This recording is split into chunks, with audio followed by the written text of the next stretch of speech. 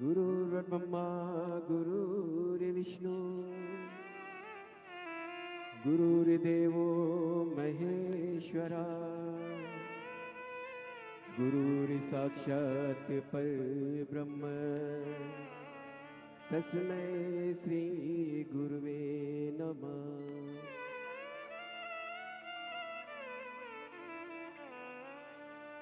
जैसे मंदिर दीपक बिन सोना, जैसे मंदिर दीपक बिन सोना, नहीं वस्तु का डेरा रे, गुरु बिन घोर अंधेरा अधूरे, गुरु बिन घोर अंधेरा साधुरे, गुरु बिन घोर अंधेरा। जय नमः शिवाय, नमः शिवाय,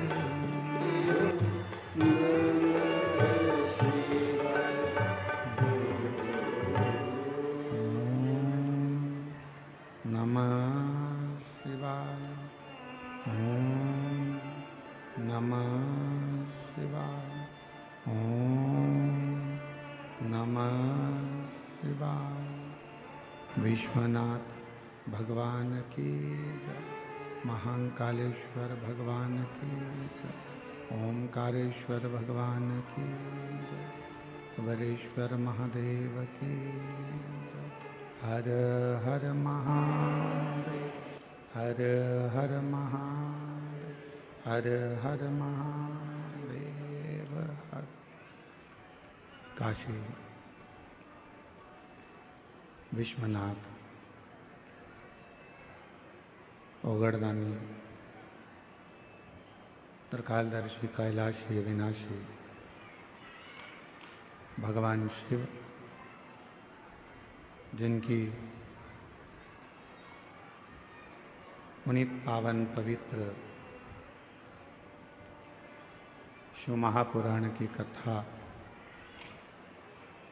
भगवान देवादिदेव महादेव की कृपा से भोले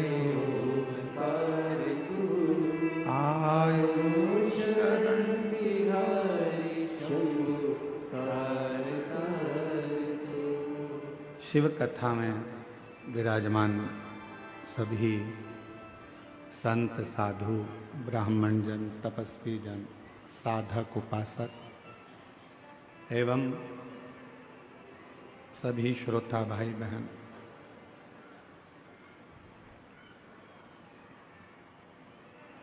एक मानव का देह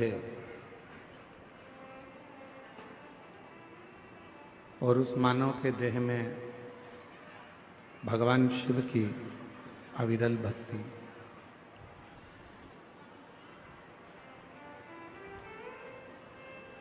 कहते हैं पूरे जीवन में मनुष्य के शरीर में यदि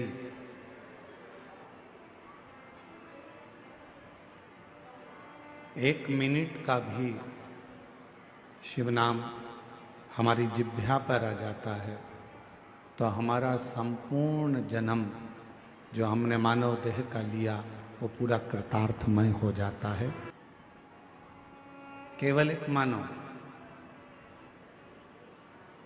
जो पैसे वाले को ढूंढता है, बाकी का ना कोई पशु, ना पक्षी, ना जानवर, ना कोई जीव, ना कोई जलचर, ना कोई थलचर, कोई ऐसा नहीं है जो पैसे वाले को ढूंढता हो। पशु भी ढूंढेगा तो प्यार करने वाले को ढूंढेगा, पक्षी भी ढूंढेगा तो प्यार करने वाले को ढूंढेगा, जानवर भी अगर ढूंढेगा तो प्यार करने वाले को ढूंढेगा।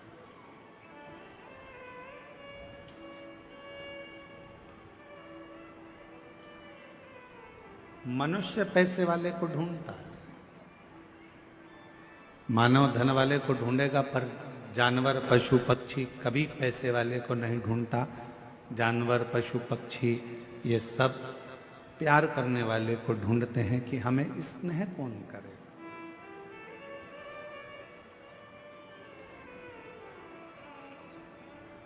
एक क्षण का यदि प्रेम किसी पशु को, किसी पक्षी को, किसी जानवर को मिल जाता है तो वह आपसे दूर नहीं जाता और आपके पास आता है।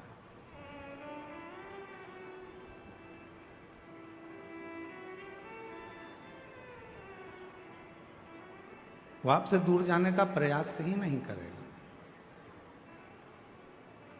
आप खुद प्रैक्टिकल कर कर देख सकते हो कि जब हम किसी जीव को स्नेह करते हैं, प्यार करते हैं, प्रेम करते हैं, कोई छोटा सा कुत्ता भी है, श्वान है, पक्षी है, पशु है, हम उसको थोड़ा सा प्रेम देते हैं और वो पशु, वो पक्षी, वो जीव, वो जानवर हमारे करीब में आता चले जाता है, पास में आता जाता। बिल्ली का बच्चा देखो तो बिल्ली के बच्चे को प्रेम कर लो, थोड़ा सा हाथ फेर दो, थोड़ा सा स्नेह कर लो तो बिल्ली का बच्चा हमारे पास में आएगा, फिर वो हमको ढूंढता रहेगा। श्वान को देखो, कुत्ता को, तो कुत्ता को भी आप थोड़ा सा प्यार कर लीजिए, वो श्वान, वो कुत्ता भी हमारे पास में आता जाए। क्या चाहिए इनको? केवल प्रेम, केवल प्यार, केवल स्नेह, केवल तुम्हारा समर्पण, केवल तुम्हारा स्नेह उस जीव को चाहिए, उस पशु को चाहिए, उस पक्षी को चाहिए, केवल प्रेम।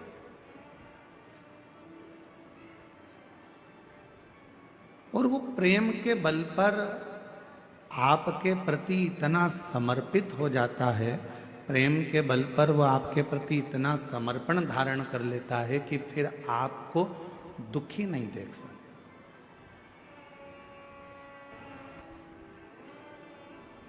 मनुष्य धन के पीछे भाग रहा है, मनुष्य पैसे वाले को ढूंढ रहा है और पशु पक्षी जीव जंतु प्यार को ढूंढ रहे हैं। शिव महापुराण की कथा कहती है,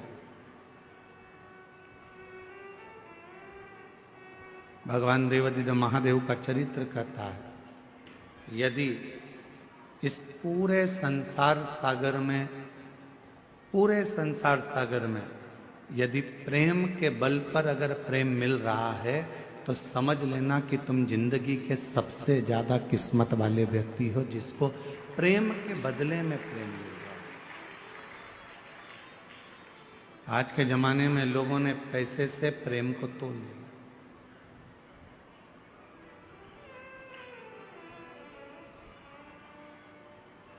हर व्यक्ति स्नेह कब करता है कि जब मुझे फायदा कहाँ से मिलेगा, मुझे कैसे प्राप्त होगा, मुझे धन कैसे मिलेगा, मुझे प्राप्ति कैसे होगी, इससे मैं क्या लाभ ले सकता हूँ, इससे मैं क्या प्राप्त कर सकता हूँ, ये वो विचार करता है।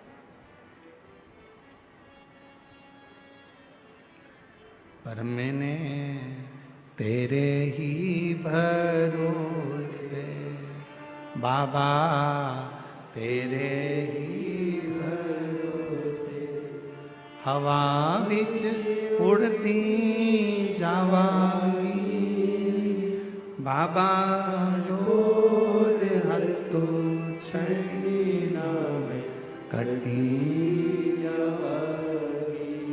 भोले मैं तेरी पतन, शंभु मैं तेरी पतन। शिव पुराण की कथा कर रही है, भगवान शंकर का चरित्र कर रहा है कि शिव जी का ना कोई दुश्मन है, भगवान शंकर का ना कोई द्रोही है, शंकर भगवान का ना कोई दुश्मन, ना कोई द्रोही, ना कोई घात करने वाला, ना कोई परेशान करने वाला, शंकर के सब प्रेम है।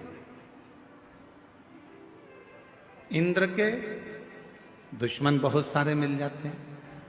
33 कोटि देवता में केवल एक देवता ऐसे हैं, वो देव अधिदेव महादेव ऐसे हैं जो पशु से भी प्रेम करते हैं, पक्षी से भी प्रेम करते हैं, जीव जंतु से भी प्रेम करते हैं, भूतों से भी प्रेम करते हैं, प्रेतों से भी प्रेम करते हैं। और चाहे वो डाकनी हो, पिशाचनी हो, भूत हो, चुड़ैल हो, कोई भी हो, मेरे शिव को मतलब नहीं है कि ये क्या है। मेरे भोले बाबा को मतलब नहीं है कि ये कौन है। मेरे भोले बाबा को तो केवल यह मालूम है कि ये मेरा है, मैंने संसार में जन्म दिया है। अगर ये संसार सागर में पैदा हुआ है, अगर ये संसार सागर में जन्म लिया है, अगर ये संसार सागर में आया है, तो ये मेरा अपना, ये मेरा है।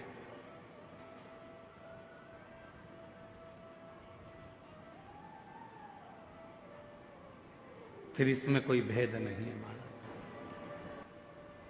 ये मेरा अपना है और मैं इसका हूं, इसमें कोई भेद नहीं। शिव पुराण कह रही है, भगवान शंकर का चरित्र करा है, ऐसा कोई देवता नहीं जो सर्प को भी श्रृंगार बना ले, ऐसा कोई देवता नहीं जो राख को भी, भस्म को भी अपना श्रृंगार बनाकर अपने शरीर पर धारण कर ले।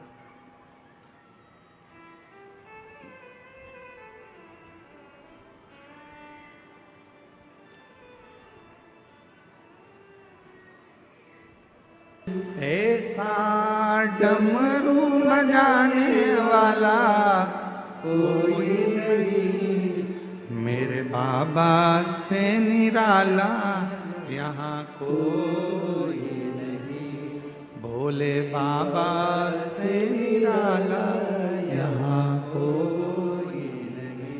इस संसार सागर में भगवान शंकर से निराला दुनिया में कोई नहीं हो सकता। एक पक्षी है, दौड़कर आ जाए शिव की शरण में, शिव उसको स्वीकार कर लेते हैं। एक पशु है, शंकर की शरण में आ गया, शिव ने स्वीकार कर लिया। एक जीव है, शिव के शरण में आ गया, शिव ने स्वीकार कर लिया।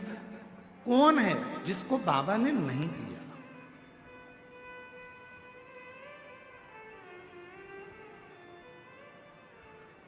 एक सुंदर कथा आती है पितरों की। एक बार सारे पितर जानते हो ना आप लोग, जम के तो बोलो, जो चले गए, प्राण छूट गए, जो चले गए, वो पितरों की गिनती में आए।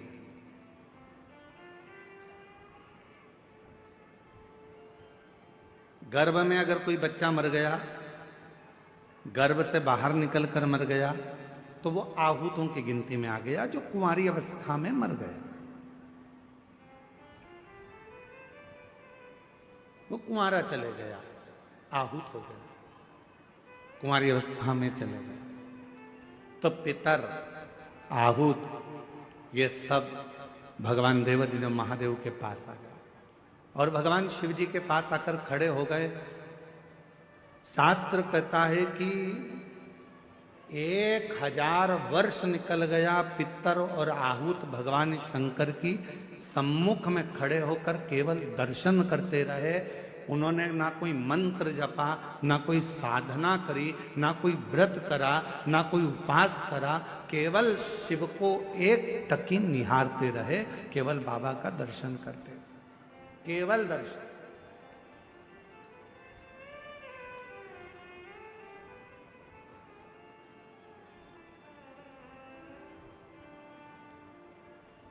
कितना फल है दर्शन का, जरा देखिएगा। 1000 वर्ष तक पितर आहूत ये सब शिव जी का दर्शन कर रहे हैं, 1000 वर्ष, बोले कुछ नहीं है।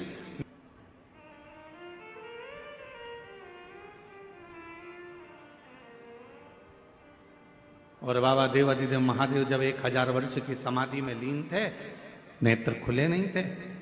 आज बाबा ने 1000 वर्ष की समाधि से अपने नेत्र को खोला, और 1000 वर्ष के समाधि पर जैसे ही बाबा के नेत्र खुले तो सबसे पहले पितर और आहूत पर भगवान की दृष्टि गई, भोलेनाथ जी का निगाह गया। बाबा ने देखा,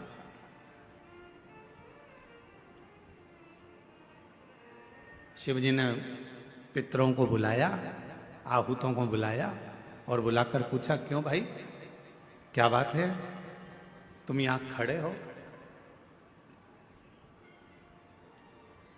क्या बात है? बस देवादिदेव महादेव बाबा पूछने ही वाले थे, इतनी देर में नंदी दौड़कर आ गया। और नंदी दौड़कर आया और आते से ही भगवान भोलेनाथ जी से बोला, प्रभु आपने तो इनको अब देखा है, जितने समय से आप तप कर रहे हो उतने समय से ये बाहर खड़े होकर आपका दर्शन कर रहे हैं, इंतजार कर रहे हैं। नेत्र खुलेंगे बाबा हमें वर देंगे, नेत्र खुलेंगे बाबा हमें वर देंगे। 1000 वर्ष इन पितरों को हो गया, 1000 वर्ष इन आहूतों को हो गया, आपका दर्शन कर रहे हैं प्रभु, आप इन्हें वर दे दीजिए। शिव जी ने पितरों से पूछा, तुम क्या चाहते, तुम्हें चाहिए क्या? आहूतों से पूछा, तुम्हें क्या चाहिए, तुम बोलो। पितर और आहूत दोनों एक ही बात बोले, प्रभु संसार के लोग श्राद्ध पक्ष में हमको जल देंगे। संसार के लोग जब श्राद्ध आएगा, 16 श्राद्ध 16 दिन के आएंगे, तब ब्राह्मण को भोजन कराएंगे, पिंडदान करेंगे, तर्पण करेंगे, श्राद्ध करेंगे, तर्पण में जल देंगे, तब हमको जल प्राप्त होगा, तब हमको भोजन प्राप्त होगा, तब तक हम भूखे रहेंगे। इसलिए प्रभु एक कृपा कर दो कि ऐसी कोई व्यवस्था कर दो कि घर के लोग, परिवार के लोग, कुटुंब के लोग, कोई भी प्रतिदिन या हफ्ते में एक बार कैसे भी उनके माध्यम से हमें जल प्राप्त हो जाए और हम तृप्त हो जाएं। भगवान देवादिदेव महादेव ने वर दे दिया पितरों को, आहूतों को। क्यों चिंता करते हो? जब संसार का मनुष्य मेरे शिवलिंग पर जल चढ़ाएगा, वो जल बहकर जब नीचे की ओर आएगा और अशोक सुंदरी से स्पर्श कर कर आगे बढ़ेगा, उसी समय पर आपको वो जल प्राप्त हो जाएगा और सारे पितर और आहूत तृप्त होते चले। वो जल आपको वहां प्राप्त होगा।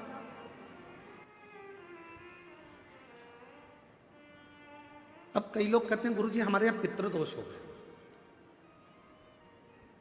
कोई कहते हैं गुरुजी हमारे यहाँ आहूत दोष हो गया, पितृदोष हो गया, हमारे यहाँ ये दोष लग गया, हमारे यहाँ वो दोष लग गया। किसी ने बताया कि हमारे यहाँ कोई टोना कर गया, कोई ने बताया हमारे यहाँ कोई टोटका कर गया, कोई ने बताया हमारे यहाँ कोई ने विद्या कर दी, कोई ने कहा हमारे यहाँ ये हो गया। शिव महापुराण की उमा संहिता कहती है, जो भगवान शंकर को जल चढ़ाता है, जल चढ़ाते समय उसके जितने भी दोष हैं, चाहे पितृ दोष हो, चाहे आहूत दोष हो, चाहे वासुक दोष हो, चाहे कालसर्प दोष हो, जितने भी दोष होते हैं वो सारे दोष अपने आप समाप्त होते चले जाते हैं। और याद रखना, जो भगवान शंकर पर चढ़ा हुआ जल थोड़ा सा झेल कर लेकर आता है और अपने घर के दरवाजे पर छींटता है, दुनिया में किसी की सामर्थ्यता नहीं है कि कोई तुम्हारे ऊपर टोना कर दे या तुम्हारे को तकलीफ दे, किसी की सामर्थ्यता नहीं।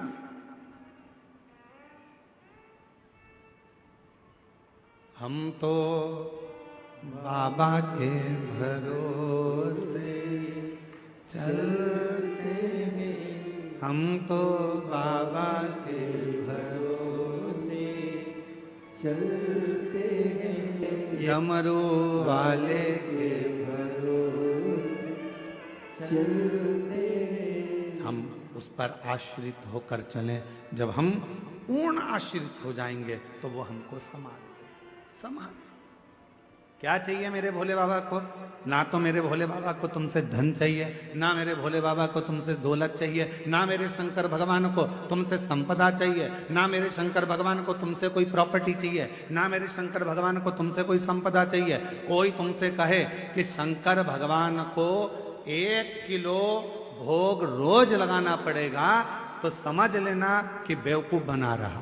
कोई तुमसे कहे कि शंकर जी को 5 किलो दूध रोज चढ़ाना पड़ेगा, समझ लेना कि बेवकूफ बना रहा है। कोई तुमसे कहे कि 25 किलो घी का दिया शंकर जी को लगाना पड़ेगा, समझ लेना बेवकूफ बना रहा है। अगर कोई तुमसे कहे कि शंकर भगवान को इतना सारा प्रसाद चढ़ाना पड़ेगा तो समझ लेना कि पागल बना रहा है। मेरा भोले बाबा तुम्हारे प्रसाद का भूखा नहीं है, मेरा भोले बाबा तुम्हारे दूध का भूखा नहीं है, मेरा भोले बाबा तो केवल तुम्हारे निर्मल मन का भूखा है, सच्ची भक्ति का भूखा है और हृदय का भूखा।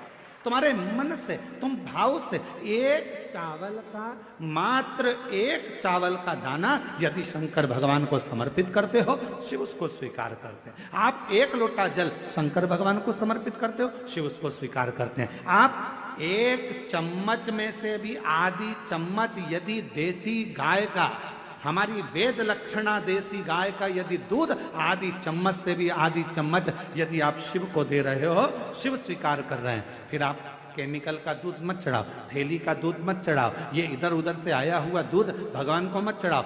आप तो देसी गाय का आधी चम्मच से भी आधी चम्मच दूध अगर शिव को दे रहे हो तो शिव स्वीकार कर रहा है। यहाँ ये पूरी शिव महापुराण में कहीं पर नहीं लिखा कि 5 किलो तुम्हें लड्डू देना पड़ेगा, कि 1 किलो तुम्हें पेड़ा देना पड़ेगा, या 1.25 किलो तुम्हें चूरमा देना पड़ेगा, या 25 किलो तुम्हें दूध देना पड़ेगा। कहीं नहीं लिखा, कहीं नहीं। और आपको हमारी बात पर भरोसा जरूरी नहीं है कि सियोर वाला महाराज बोल रहा है तो अपन इनकी बात पे भरोसा कर ले। आप तो गीता प्रेस गोरखपुर की शिव पुराण को लेकर आओ और गीता प्रेस गोरखपुर की शिव महापुराण की पोथी को लेकर आओ और अपने घर में बैठकर उसको पढ़ो। उसमें आप पढ़ोगे तो उसमें कहीं नहीं लिखा कि शंकर भगवान को 5 किलो की, 10 किलो की, 100 किलो की, 25 किलो की, 1.5 किलो की, 2 किलो भगवान को भोग लगाना पड़ेगा। ना ना ना, जो जैसी भावना लाया वो वैसा ही फल पाया, जो जैसी भावना लाया वो वैसा ही फल पाया, नहीं खाली उसे लौटाया। आडंबर में मत पड़ो। कोई तुमसे कहे कि इतना देना पड़ेगा, कोई तुमसे कहे कि हमें भगवान की ऐसी पूजन करना है, इतना रुपया जमा करना पड़ेगा, हमें भगवान की ऐसी आराधना करना है, तुम्हें इतना पैसा देना। ना ना ना ना, भगवान धन से नहीं, भगवान मन से प्रसन्न हो। उसकी प्रसन्नता उसका मन है।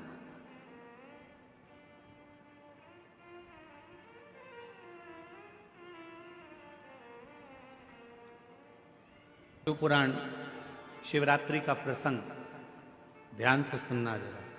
शिव महापुराण में शिवरात्रि के प्रसंग का वर्णन है।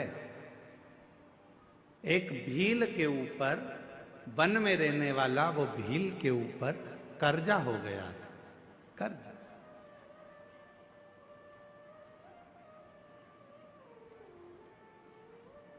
पैसे चुक नहीं रहे थे। सेठ जी को गुस्सा आ गया, अपने आदमियों को भेजा और उस भील को पकड़ के घर में लेके आए और एक टूटा हुआ शिव का मंदिर था, उस मंदिर में उसको ले गए और उसको बांध दिया। मंदिर में ले जाकर बांध, जब तक तू हमारा कर्जा नहीं चुकाएगा तब तक हम तेरे को यहां से छोड़ने वाले नहीं।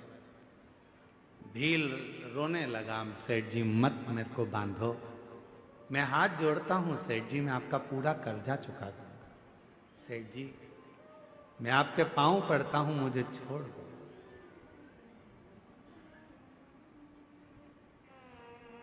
आज का पूरा दिन है, आज की पूरी रात है, कल तक मेरा कर्जा चूक जाना चाहिए। कर्जा नहीं चूका तो फिर लाकर बांध दूंगा और मारूंगा। बस वो भील की आंख से आंसू निकलते रहे, पैसा कहां से लाऊं?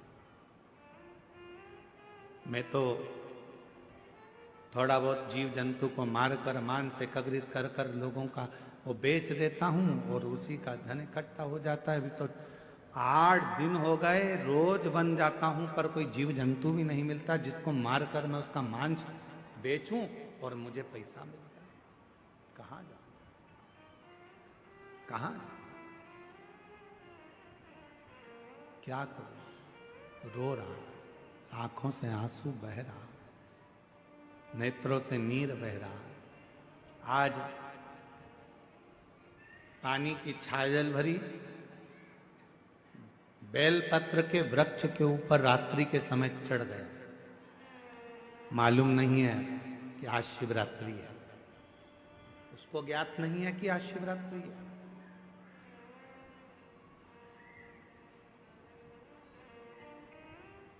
आज के लोग सनातन धर्म को छोड़कर दूसरे धर्म में जा रहे हैं। क्यों? क्योंकि वो सोचते हैं कि उस धर्म में जाएंगे तो वहां में बहुत सारा चमत्कार देखने को मिलेगा।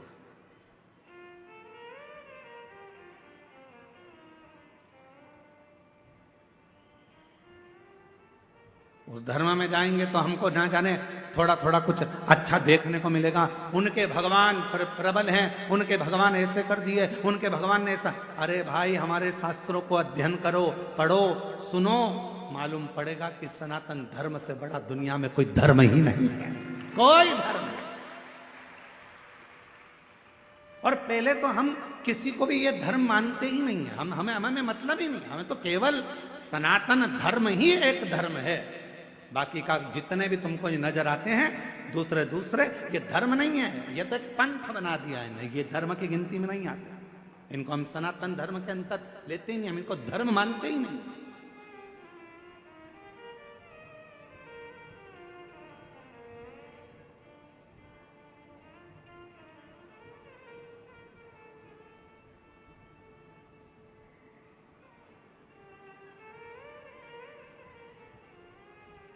एक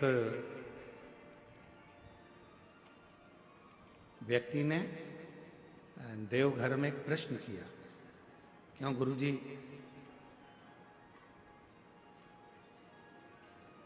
आपके सनातन धर्म में गौ माता को माता क्यों कहते हैं?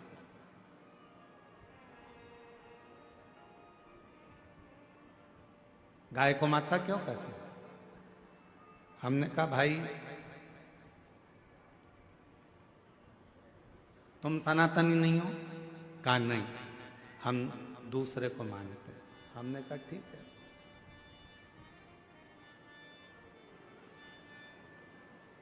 कभी हमारे शास्त्र पढ़े हैं? हमारे सनातन धर्म में 7 माताओं को माता शब्द से संबोधित किया गया। पहले नंबर पर जो जन्म देती है वो भी हमारी, जम के बोलो, माता। जिसने हमको जन्म दिया वो माता। दूसरे नंबर पर जो गुरु होते हैं और गुरु की जो धर्म पत्नी होती है, हमारे शास्त्रों में उनको भी जम के बोलो माता कहा। तीसरे नंबर पर हमारे गांव में, नगर में, शहर में जो ब्राह्मण रहता है, पूजन पाठ करता है, साधना आराधना में लगा रहता है, भक्ति में लगा रहता है भगवान की, उसकी धर्म पत्नी को भी हमारे सनातन धर्म में जम के बोलो माता कहा गया। तीसरे नंबर पर ब्राह्मण की जो धर्म पत्नी है उसको माता कहा गया। और चौथे नंबर पर राजा, जो नगर का राजा होता है, राज्य का जो राजा होता है, उस राजा की जो धर्म पत्नी होती है हमारे सनातन धर्म में उसको भी माता कहा। महाराज 5वें नंबर पर हमारे यहां जिस गौ माता ने अपने बच्चे के लिए दूध अपने थन में रखा और वो जगत का कल्याण कर रही है, उस दूध को वो अपने बच्चों के साथ साथ संसार के लोगों को भी पिलाकर उनको संतुष्ट कर रही है। भारत की इस पवित्र भूमि पर सनातन धर्म में 5वें नंबर पर उसको भी माता कहा गया है। उसको 6ठे नंबर पर धात्री। कभी कभी किसी किसी माता के बच्चे को जन्म देने के बाद दूध नहीं आता। कभी कभी किसी किसी माता को बच्चे को जन्म दिया माता ने और उसको दूध नहीं आता, तो वो क्या कहती है, मेरा बच्चा भूखा मर जाएगा, कोई इसको दूध पिला दो। और वो बच्चे को कोई दाई हो, कोई सेविका हो, कोई हो, और वो उस बच्चे को दूध पिलाती है। तो हमारे यहाँ शास्त्र में उस धात्री को भी माता कहा गया है, उस धात्री को भी माता। 6ठे नंबर धात्री को भी मां कहा। और हमारे शास्त्रों में सनातन धर्म में 7वें नंबर पर ये वसुंधरा को, ये पृथ्वी को, ये भूमि को, ये धात्री को, ये वसुंधरा को, पृथ्वी को, भूमि को भी हमारे यहाँ माता से संबोधित किया गया, जो हमेशा देती रहती है, तुमसे कुछ लेती नहीं, कुछ नहीं।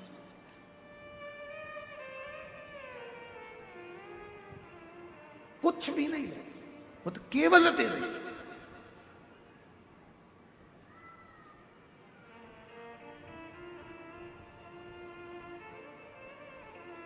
उसका काम है केवल देना ही देना।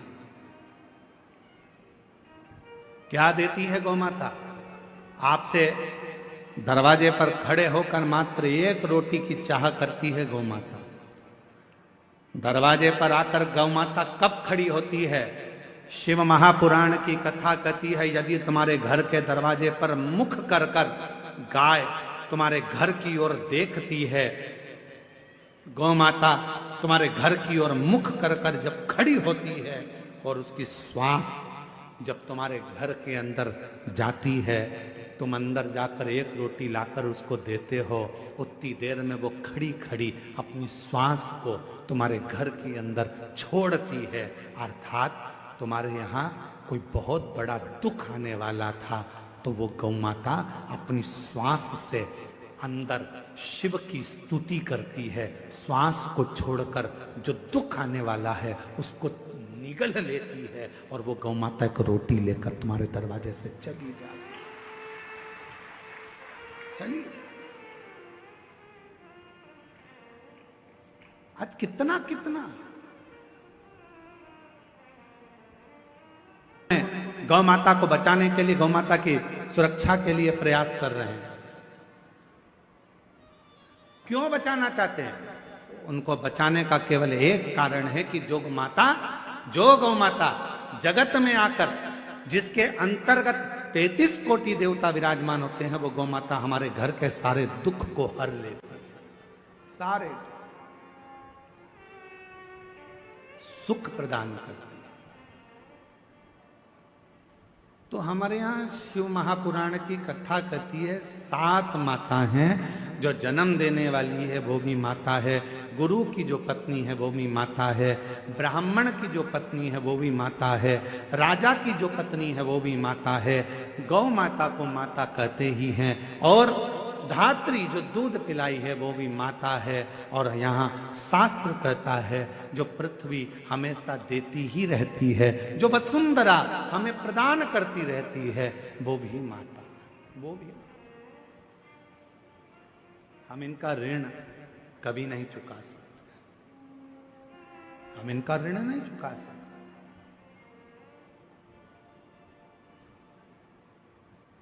इनका ऋण चुकाने के लिए बहुत बहुत प्रयास करना पड़ेगा, बहुत प्रयास। कितना सुंदर कहा है, एक व्यक्ति कहता है कि गुरुजी मैंने कभी कोई कर्जा नहीं लिया और मरूंगा तो बिना कर्जे के जाऊंगा। अब उसका शब्द सुना तो हमको बहुत तेज हंसी आई। हमने कहा ऐसा तो हो नहीं सकता कि तू बिना कर्जे के चलेगा। हे गुरुदेव, मैंने अपनी जिंदगी में कोई कर्जा नहीं लिया, पर मरूंगा तो बिना कर्जे के मरूंगा। 1 रुपए का कर्जा लेकर नहीं जाऊंगा, किसी का कर्जा लेकर नहीं मरूंगा। पर हमारा तो शास्त्र कहता है कि व्यक्ति बिना कर्जे के मरता ही कहां है? मरेगा, अंतिम संस्कार होगा, लकड़ियां शरीर के नीचे लगाई जाएगी। तो इस वसुंधरा का ऋण, इस वन का ऋण, इन वृक्षों का ऋण, इस पृथ्वी का ऋण तेरे माथे पर रह जाएगा। इसलिए निवेदन है, ये मत कहना कि कर्जा लेकर नहीं मरूंगा। कर्जा चुकाना है, मरने से पहले कर्जा चुकाओ। और एक प्रयास जरूर करो कि मरने से पहले एक पेड़ जरूर लगा कर जाओ, एक वृक्ष लगा कर जाओ, तो तुम कर्जे में नहीं रहो, तुम कर्जे से मुक्त होकर मरो, कर्जे से। इसलिए इस वर्ष 2026 में फरवरी माह में जो महाशिवरात्रि आ रही है, ग्रीन शिवरात्रि का मतलब यह है कि शिवरात्रि के दिन पूरे दुनिया में जितने भी शिव भक्त हैं, भगवान शंकर के उपासक हैं, 2026 में फरवरी महीने में 3 दिन तक शिवरात्रि के 2 दिन पहले से एक छोटे से बेल वृक्ष की, बेल के पौधे की, बेलपत्री के पौधे की पूजन करो। शंकर जी के मंदिर में उसकी आराधना, अपने घर के अंदर उसकी आराधना करो। और शिवरात्रि के दिन एक साथ पूरी दुनिया में, पूरी पृथ्वी पर करोड़ों लोग एक साथ बेलपत्री का पौधा जहां तुमको मौका मिल जाए वहां लगाना और रोज प्रतिदिन उसमें जल चढ़ाना, जिससे वो पौधा बड़ा होगा। अपन मर भी जाएंगे तो अपने हाथ का लगा हुआ वो पौधा पेड़ बनेगा और उसकी बेलपत्र शिव जी को चढ़ती रहेगी और अपना आनंद पाते रहेंगे। इसलिए उसको ग्रीन शिवरात्रि का, एक ग्रीन शिवरात्रि का ये अवसर 2026 में जो फरवरी के महीने में महाशिवरात्रि आ रही है, उसको संपूर्ण दुनिया, संपूर्ण विश्व उस शिवरात्रि को ग्रीन शिवरात्रि के रूप में माने। लगाओ एक एक पौधा, भगवान शंकर के नाम का बेलपत्र के पौधे का स्मरण करो, लगाओ। अपने जीते जी एक पौधा लगा कर जाओ, जिससे मरने के बाद हम शंकर की पूजा नहीं कर सकते तो हमारा लगाया हुआ वो पेड़ बेलपत्री का, उस उनका मुंह देख रहे थे तो हम सोच रहे थे, ना जाने कहां कहां के पेड़ की, ना जाने किस किस ने पेड़ लगाया होगा। भगवान जाने जिसने पेड़ लगाया होगा उसकी बेलपत्र टूटकर शिवपोथी पर आ रही है। ये चढ़ाने वाले तो धन्य हैं, पर इनसे ज्यादा धन्य है वो व्यक्ति जिसने ये पेड़ लगाया था और जिसकी बेलपत्र शिव जी की।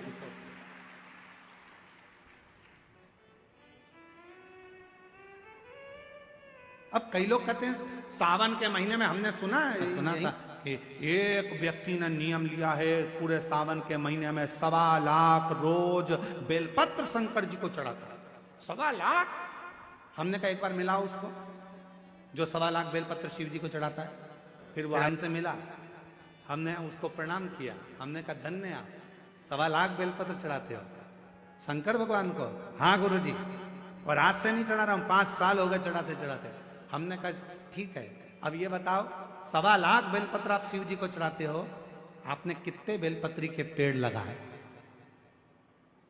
उसने कहा गुरु जी पेड़ तो एक भी नहीं लगाया,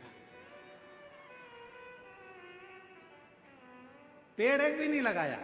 1.25 लाख बेलपत्र का अभिषेक कर रहा हूं, 1.25 लाख बेलपत्र शंकर जी को चढ़ा रहा हूं, 1.25 लाख बेलपत्र का अनुष्ठान कर रहा हूं। सावन के महीने में मैं शंकर भगवान को प्रसन्न कर लूंगा। अरे लंकापति रावण से उसने किसी का सामान शिव जी को नहीं चढ़ाया, खुद की मुंडी काट कर चढ़ा देता था,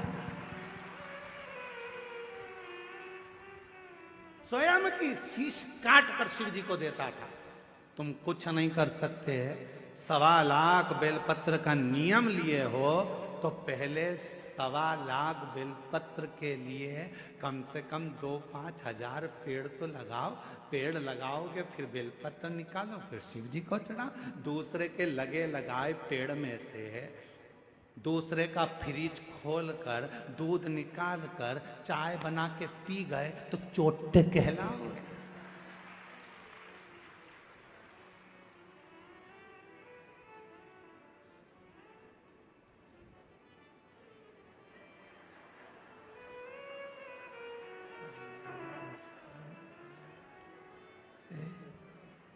श्री शिवाय नमस्ते, श्री शिवाय नमस्ते। भगवान ऊपर से देख रहा कितनी ढोंग कर रही। श्री बेलपत्री का पेड़ दूसरे का, बेलपत्री का वृक्ष दूसरे का, और भेज दिया लोगों को तोड़ ला। सब तोड़ के इकट्ठी कर ली। और मम्मी जा रही हो कथा में? हाँ, आज तो मैं ऊपर भी जाऊंगी स्टेज पे। एक काम करना, बेलपत्र ले जाओ। अब दूसरे की बेलपत्र तोड़ के लाया दूसरा। ये सीढ़ी पे चढ़ती चढ़ती ली आई। भगवान भी सोच रहे काहे को आई, बेलपत्र दूसरे की, कौन सा लाभ मिला। तैयारी कर लेना, 2026 में फरवरी महीने में जो महाशिवरात्रि आ रही है, एक छोटा सा पौधा लेकर रख लेना या बीज से लगाकर रख लेना। उसको शिवरात्रि के दिन आप और हम कहीं ना कहीं अपने अपने क्षेत्र में उसको लगाएंगे। और बोलो बोलो, तैयार हो? जम के तो बोलो। पड़ोसन, नहीं तुमसे नहीं बोल रहा, तुम्हारे पड़ोसी टेंट वाले से पूछ रहा है। उधर वाले तैयार? इधर के पड़ोसी तैयार? बस तो फिर दोनों। मेरी पृथ्वी, मेरी भारत माता फिर हरी भरी हो। लोग पेड़ काट रहे हैं, अपन पेड़ लगाएंगे और पूरी वसुंधरा को सुंदर बनाएंगे, प्रकृति को सुंदर बनाएंगे।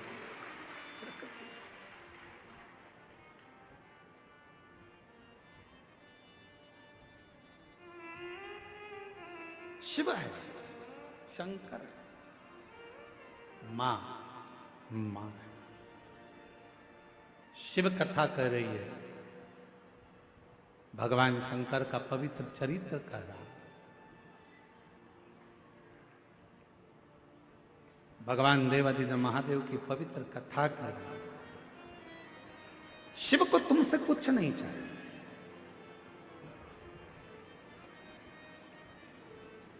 यहां तक लिखा है शिव महापुराण में, मान लो शंकर भगवान को देने के लिए आपके पास में बेलपत्र भी नहीं है, मान लो शिव जी को देने के लिए एक चावल का दाना भी नहीं है, तो शिव महापुराण की कथा कहती है जो शिव जी पे बेलपत्र चढ़ी हो उसी को उठा लो, धो लो, वापिस शंकर भगवान को चढ़ा दो, शंकर भगवान स्वीकार कर लेते हैं। शिव स्वीकार धन नहीं। आजकल ना जाने कहां कहां के लोग ज्ञान देने के लिए बैठ जाते हैं। थोड़ा सा गूगल पर सर्च मारो, थोड़ा सा यूट्यूब चलाओ, तो लोगों उनके इतने ज्ञान देने आ जाएंगे। शंकर भगवान को 1.5 किलो सामग्री चढ़ाना पड़ेगी, 1 किलो ये देना पड़ेगा, 2 किलो ये देना पड़ेगा। शंकर भगवान को रिझाना है तो 5 किलो दूध से अभिषेक करना पड़ेगा, आधा किलो दही चढ़ाना पड़ेगा, 1 किलो शक्कर चढ़ाना पड़ेगी। ना ना ना ना, शिव महापुराण में अगर सियोर वाले महाराज के वचन पर विश्वास नहीं है तो गीता प्रेस गोरखपुर की शिव पुराण लेकर आओ, अध्ययन करो, पढ़ो। कहीं नहीं लिखा कि शंकर भगवान को 5 किलो की, 2 किलो की, 1.5 किलो की, 1 किलो। शिव जी को तुमसे कुछ नहीं चाहिए। शिव जी को तो केवल निर्मल मन सो मोहि पावा। तुम्हारा मन भगवान को दो, केवल हृदय, केवल हृदय। एक बहन जी ने पत्र लिखा, देखो,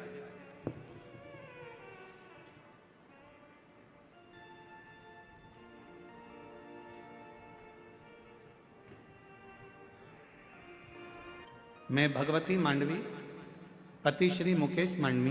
गुरुदेव, मैं बाबा का क्या बखान करूं गुरुजी, बाबा की महिमा परम्पार है। बाबा की महिमा को हम शब्दों में बयां नहीं कर सकते। गुरुजी, मेरी शादी को 10 वर्ष हो गया था, पर मेरी कोई औलाद नहीं थी।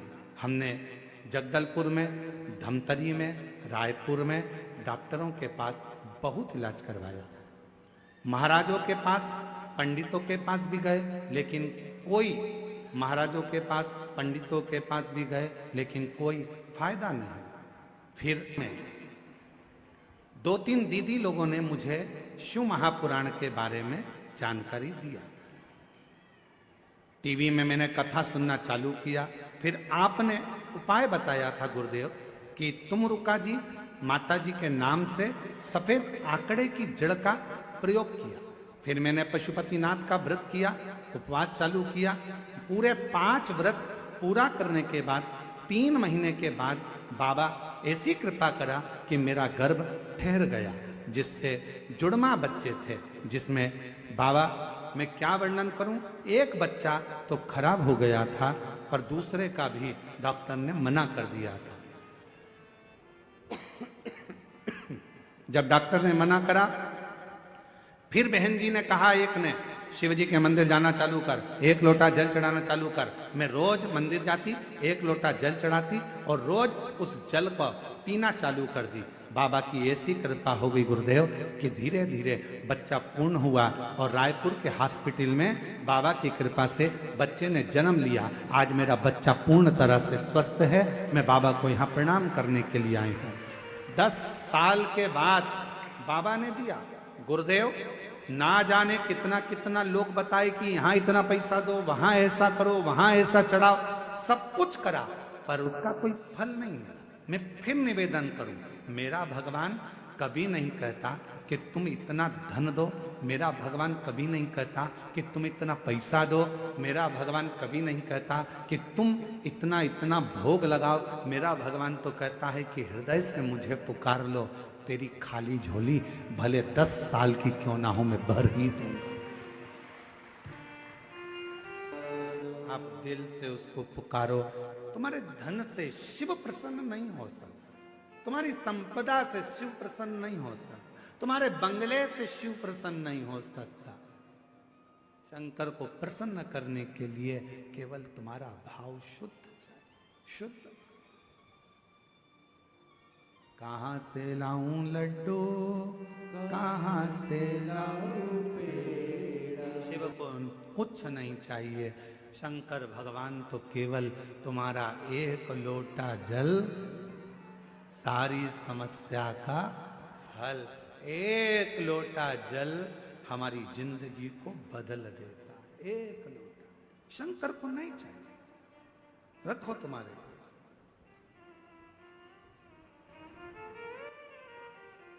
तुम्हारा धन, तुम्हारी दौलत, तुम्हारी संपदा, तुम्हारा वैभव, तुम्हारी सत्ता, सब तुम्हारे पास।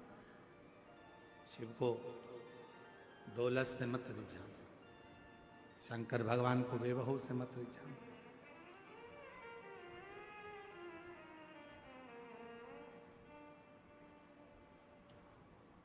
कई लोगों की आदत रहती है कि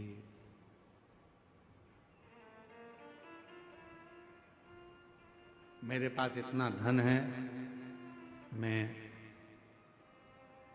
ऐसा कर सकता हूं। क्या, कहां देगा, ये बाबा ही जानता। बाबा तेरी कृपा का क्या है भरोसा, कब किस पर हो जाए, जरा सी हम पर कर दो, जरा सी हम पर कर दो। जिस पर भी हो गई तेरी कृपा करुणा, वो भव पार हुआ, भव पार हुआ। पापी हो चाहे जितना, उसका भी बाबा उद्धार हुआ। गिद्ध अजामिल गणिका जैसे तेरे मन को भाए, जरा सी हम पर कर दो, जरा सी हम पर कर दो। तेरी कृपा का क्या है भरोसा, कब किस पर हो जाए, जरा सी हम पर कर दो, जरा सी हम पर कर दो। तब कहां कैसे कृपा करता है ये वही जान सकता। कहां बैठे हो आप लोग? कोई कहता है गुरुजी आपकी कथा में जगह नहीं मिलती, हम पीछे बैठते हैं, हमको वहां जगह मिलती है, हम लेट आते हैं, पीछे बैठते हैं। और कई लोग ऐसे हैं जो आगे बैठने के लिए झगड़ा भी करते हैं, तुम मुझे जानते नहीं हो, मैं उनकी पत्नी हूं।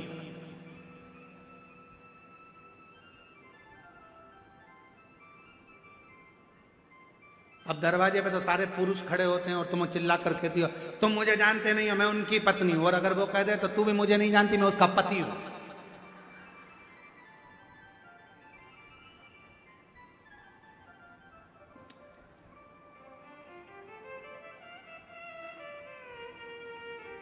तो मुझे जानते नहीं। अरे क्या झगड़ा करना, आगे बैठने के लिए हमको आगे बैठना है, हमको आगे बैठना, हमको इसी कंपाउंड में बैठना, हमको वहां बैठना, हमको वहां बैठना, हमको ना ना ना ना, जहां जगह मिल जाए बाबा के पूरे पंडाल में, जहां तुमको मौका मिल जाए वहां बैठकर दिल से हृदय से बाबा की कथा सुनो।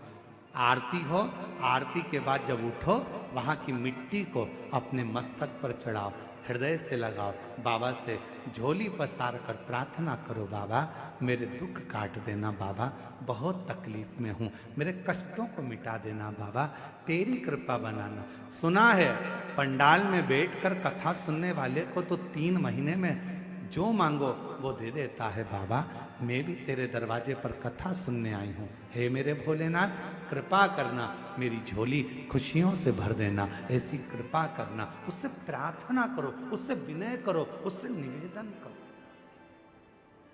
क्या नहीं देगा। एक पत्र है,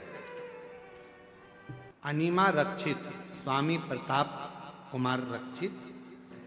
हम अपने भोले बाबा का महिमा का वर्णन करें गुरुदेव तो हमें अच्छा नहीं लगता, और हम रोज पार्थिव शिवलिंग बनाते हैं। तो मेरे पेट में बहुत दर्द हुआ और मैंने डॉक्टर को दिखाया, तो अल्ट्रासाउंड कराने पर पता चला कि पित्ताशय में पथरी हो गई। जिस पथरी का पता चलने पर अगले सोमवार ही बाबा पर भरोसा कर डॉक्टर ने कह दिया गॉल ब्लैडर के अंदर स्टोन है, पित्ताशय के पास में पथरी है, इसका ऑपरेशन जरूरी है। ऑपरेशन सुनकर थोड़े से डर गए। अब करें क्या, स्त्री का जीवन है, अभी छोटा समय, कैसे हम ऑपरेशन कराएं। जानकर हमने पशुपति व्रत करना शुरू कर दिया। मैं शिवलिंग पर जल चढ़ाती, बेलपत्र रखती, फिर उस बेलपत्र पर जल को पीना शुरू किया। मैं रोज वहां बेलपत्र खाती, डॉक्टर की दवा भी लेती।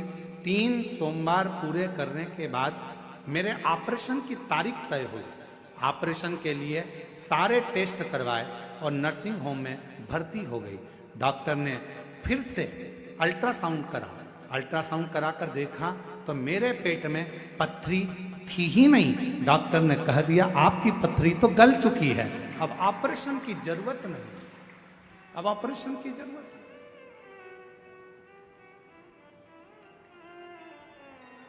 हम शिव को क्या दे रहे हैं। अब इस बहन जी से पूछा जाए, उनसे पूछा जाए अनिमा रक्षिता जी से कि आप शिव जी को कितने का प्रसाद चढ़ाएं, आप शिव जी को कितने का लड्डू चढ़ाएं, आप भगवान शंकर को कितने का आपने दूध चढ़ाया, तो ये बोलेंगे कि हमने कुछ नहीं, केवल पशुपतिनाथ का व्रत किया। शिव जी को 1 लोटा जल, 1 बेलपत्र चढ़ाना शुरू किया और जल पीना प्रारंभ करा। साथ में दवाइयां भी लेती रही और बाबा की कृपा से सोमवार को ऑपरेशन की तारीख तय हुई। ऑपरेशन के लिए टेस्ट करवाए, नर्सिंग होम में भर्ती हो गई। डॉक्टर ने अल्ट्रासाउंड करा, कह दिया पेट में पथरी तो है ही नहीं। ये शिव, इसको शिव का मेरे बाबा दया करना, मैं तेरे भरोसे। हम उस पर आश्रित हो जाएं। तुम कहां बैठे हो, पीछे बैठे, आगे बैठे, दाएं बैठे, बाएं बैठे, तुम्हारी मर्जी पड़े जहां बैठो। भगवान की भक्ति जहां बैठकर करोगे, जरूरी नहीं कि आगे बैठोगे तो ही भगवान सुनेगा, हम साइड में बैठेंगे तो भगवान सुनेगा, भगवान के सामने बैठेंगे तो भगवान सुनेगा। नहीं, एक छोटी सी चींटी भी अगर पुकारती है तो परमात्मा दौड़ कर आता है। एक जीव भी कष्ट भोगता है, शिव को पुकारता है तो शिव आते हैं। आप हृदय से उसको पुकारते हो, वो हृदय से श्रवण। मेरे शंकर भगवान को दुनिया के लोग कितना भी आडंबर बताएं, दुनिया के लोग दिन भर, कई लोगों की आदत है यूट्यूब पर भिड़ आएंगे, प्रचार कर, अपना स्वयं का प्रचार करने के चक्कर में विचार करते हैं कि हम ये बता देंगे, ऐसा कर लो, शंकर जी को इतना से चढ़ा देना, शंकर जी को 5 किलो दूध चढ़ा देना, 1.5 किलो प्रसाद चढ़ा देना, 2 किलो ये चढ़ा देना, 10 किलो ये चढ़ा देना। ना ना ना, मेरा भोला बाबा एक बेलपत्र से, एक लोटा जल से, एक चावल के दाने से, और वो भी ना हो तो 3 बार ताली बजाने से, बम बम बोलने से मेरा ओघड़दानी प्रसन्न हो जाता है। उसको तुम्हारा आडंबर नहीं चाहिए, उसको तुम्हारा धन नहीं चाहिए, उसको तुम्हारी दौलत नहीं चाहिए, उसको तुम्हारा वैभव नहीं चाहिए, उसको तो केवल निर्मल मन चाहिए, हृदय।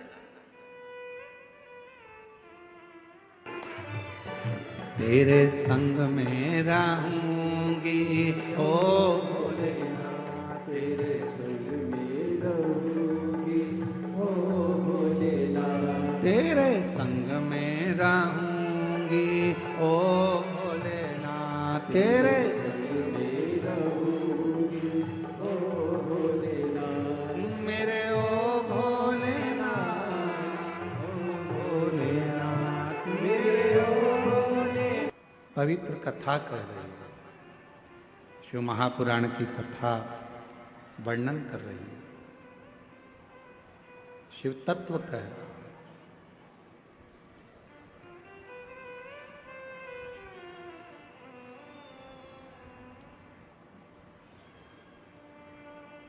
जिस समय पर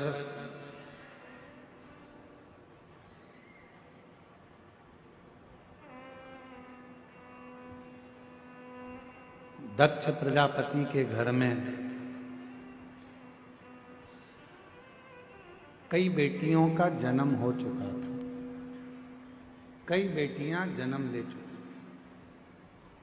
कई बेटों ने भी जन्म लिया। पर जब दक्ष प्रजापति के घर में बेटों का जन्म हुआ, जन्म होने के बाद देव ऋषि नारद ने दक्ष प्रजापति के पुत्रों को शिव हरि के सत्संग में लगा।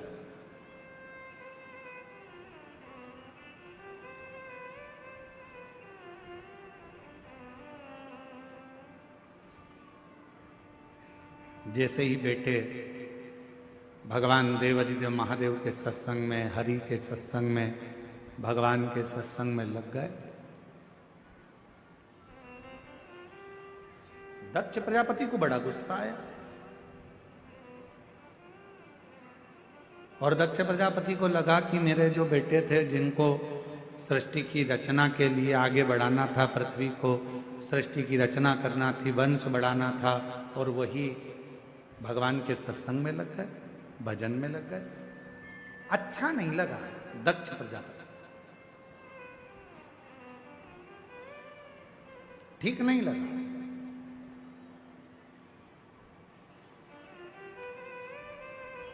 अच्छा, शिव महापुराण की कथा कहती है, भगवान शंकर का चरित्र वर्णन करता है कि मानव की देह मिले और मानव की देह में अगर हम भगवान का भजन ना कर पाए तो वो जिंदगी बेकार, वो जीवन बेकार।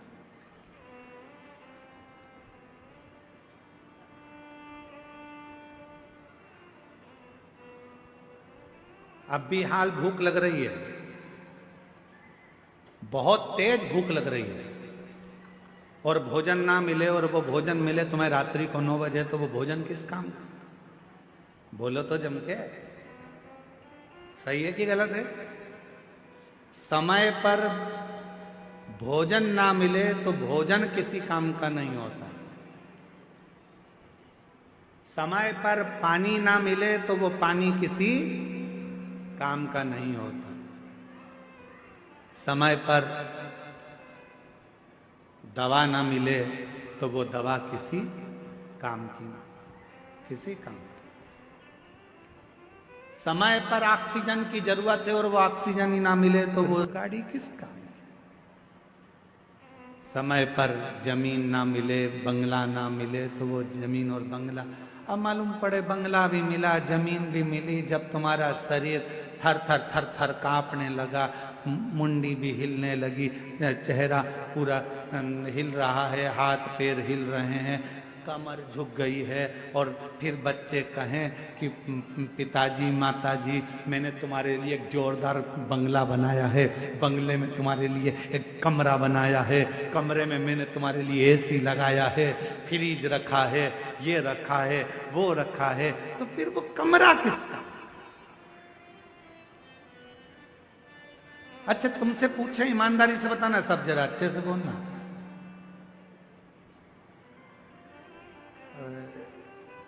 इधर वो क्या बोलते हैं, गन्ने को गन्ना बोलते हैं कि ईख बोलते हैं कि शुगर बोलते हैं, क्या बोलते हैं? गन्ना ना।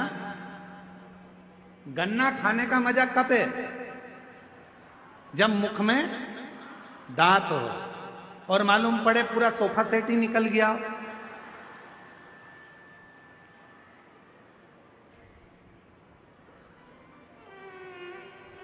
पूरा सोफा सेट गायब, और डॉक्टर के पास जाकर तुम नकली सोफा सेट लगा के आए, और नकली सोफा सेट लगाने के बाद तुमने एक बार जो गन्ना खाया, सोफा सेट हाथ में आया,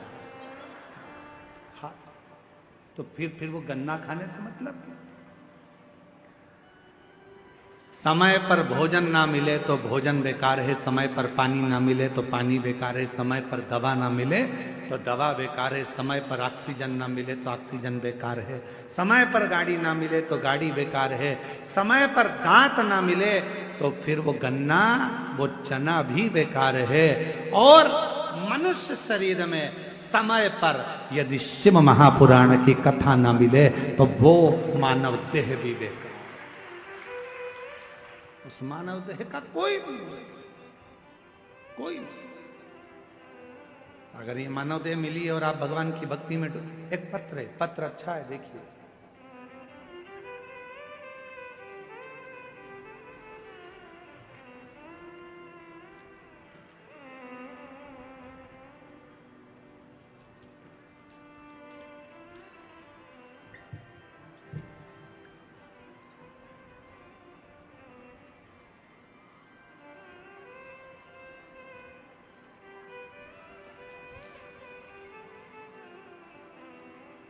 शिव सागर धन कवार गुरुजी,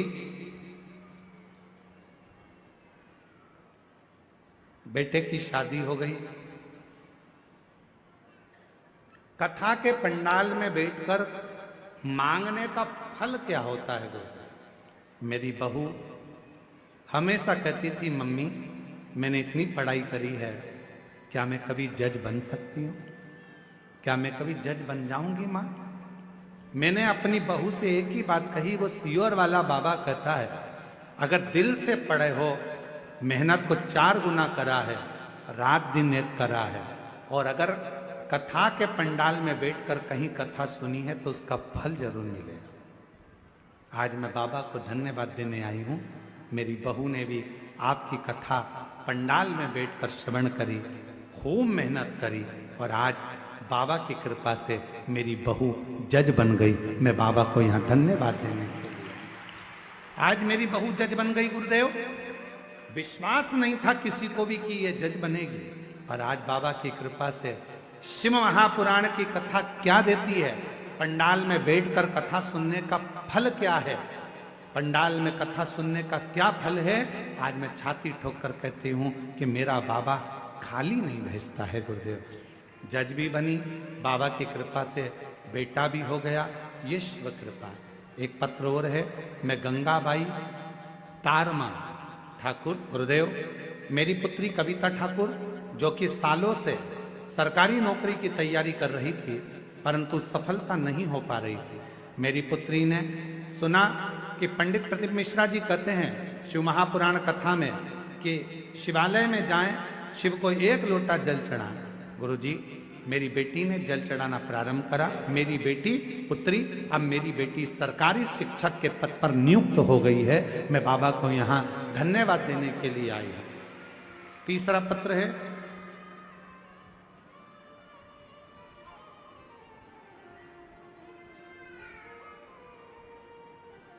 मैं संतोष कुमार साहू, कहीं बैठे हैं संतोष जी? कहीं बैठे हो तो हाथ हिला सकते। गुरुदेव, मेरी बेटी गरिमा साहू तो नीट की परीक्षा की तैयारी कर रही थी, उसका परीक्षा में दिलाई, लेकिन कुछ नंबर उससे रह जाती थी। मैं बड़ी दुखी हुई, मेरी बेटी को भी बड़ा दुख हुआ। तब मेरी बेटी से मैंने मंदिर जाने को कहा, एक लोटा जल चढ़ाती, मंदिर जाती, सुबह 5 बजे से सफाई करती मंदिर की।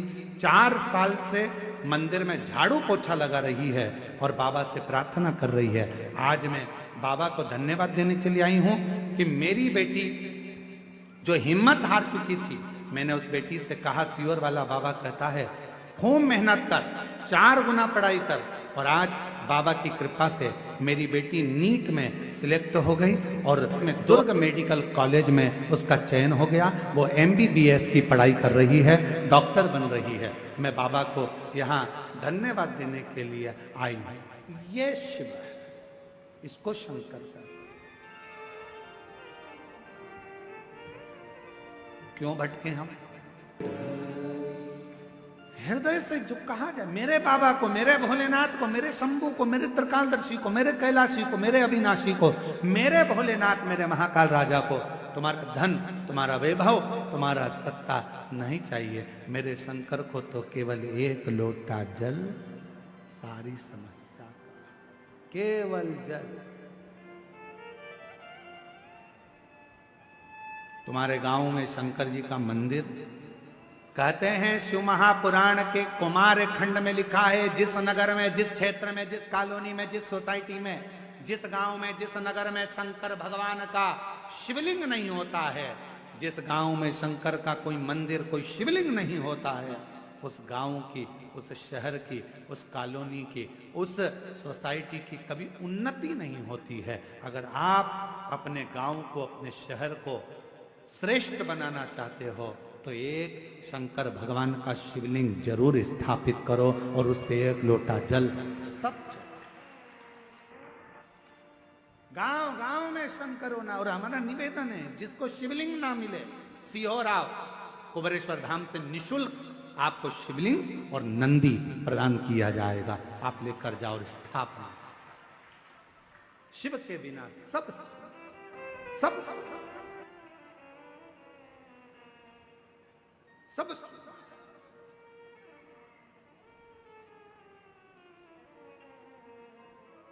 हृदय से शिव को, सती मैया के मन में एक भाव आया।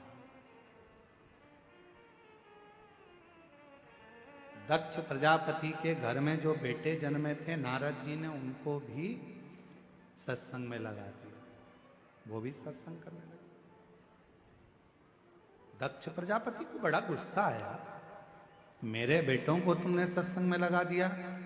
देव ऋषि नारद, मैं तुम्हें श्राप देता हूं, तुम एक जगह पर कभी नहीं टिकोगे, एक जगह पर कभी नहीं रुकोगे।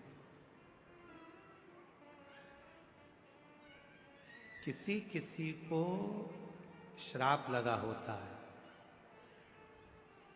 एक जगह पे टिकता ही नहीं, किसी किसी। किसी ने पूछा, क्यों गुरुजी, कथा में सारे देवता आते हैं? हाँ, सब आते हैं। हाँ, तो क्या नारद जी भी आते हैं? हाँ, तो हम कैसे पहचानेंगे कि कथा में नारद जी आए? हमने कहा, जो बार बार जाए, फिर आए, फिर जाए, फिर आए, फिर जाए, फिर आए, समझ लेना है इसमें नारद भरा गया।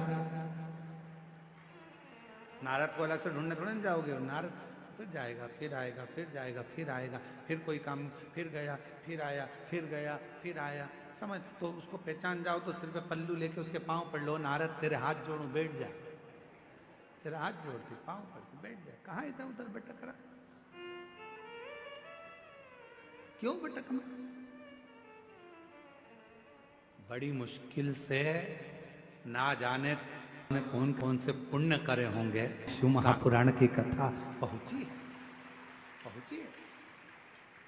और मेरी जीजियों, तुमको देखकर मेरे बाबा पर मुझे आश्चर्य होता है कि मेरे बाबा, शिव महापुराण की कथा में वर्णन आता है कि शंकर की कथा में वही जाता है जिसको भोलेनाथ जी कुछ देना चाहते हैं, वो पहुंच गए।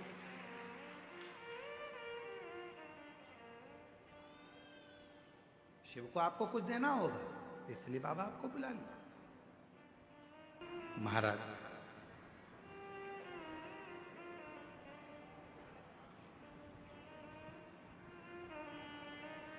श्राप दिया नारद जी को। दक्ष प्रजापति ने मां जगतजननी दुर्गा भवानी की आराधना करना प्रारंभ करी। मां प्रसन्न होकर सामने आ गई। दक्ष, मांग तुझे क्या चाहिए? दक्ष प्रजापति ने कहा, मां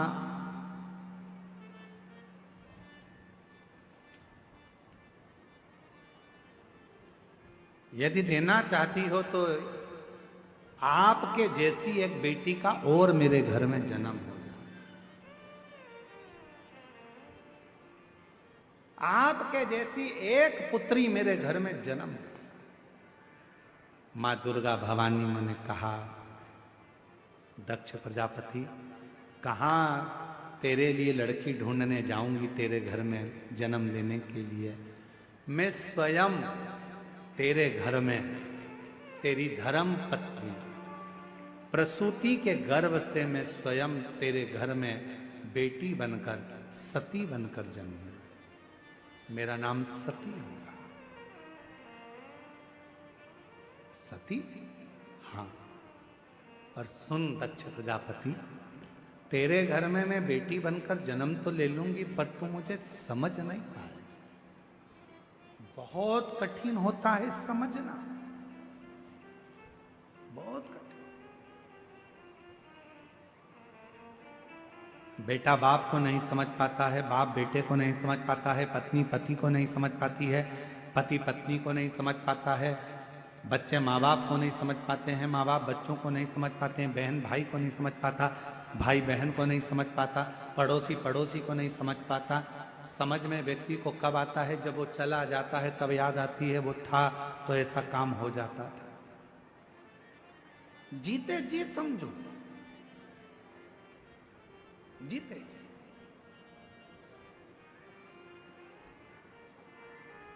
समझ नहीं रहे।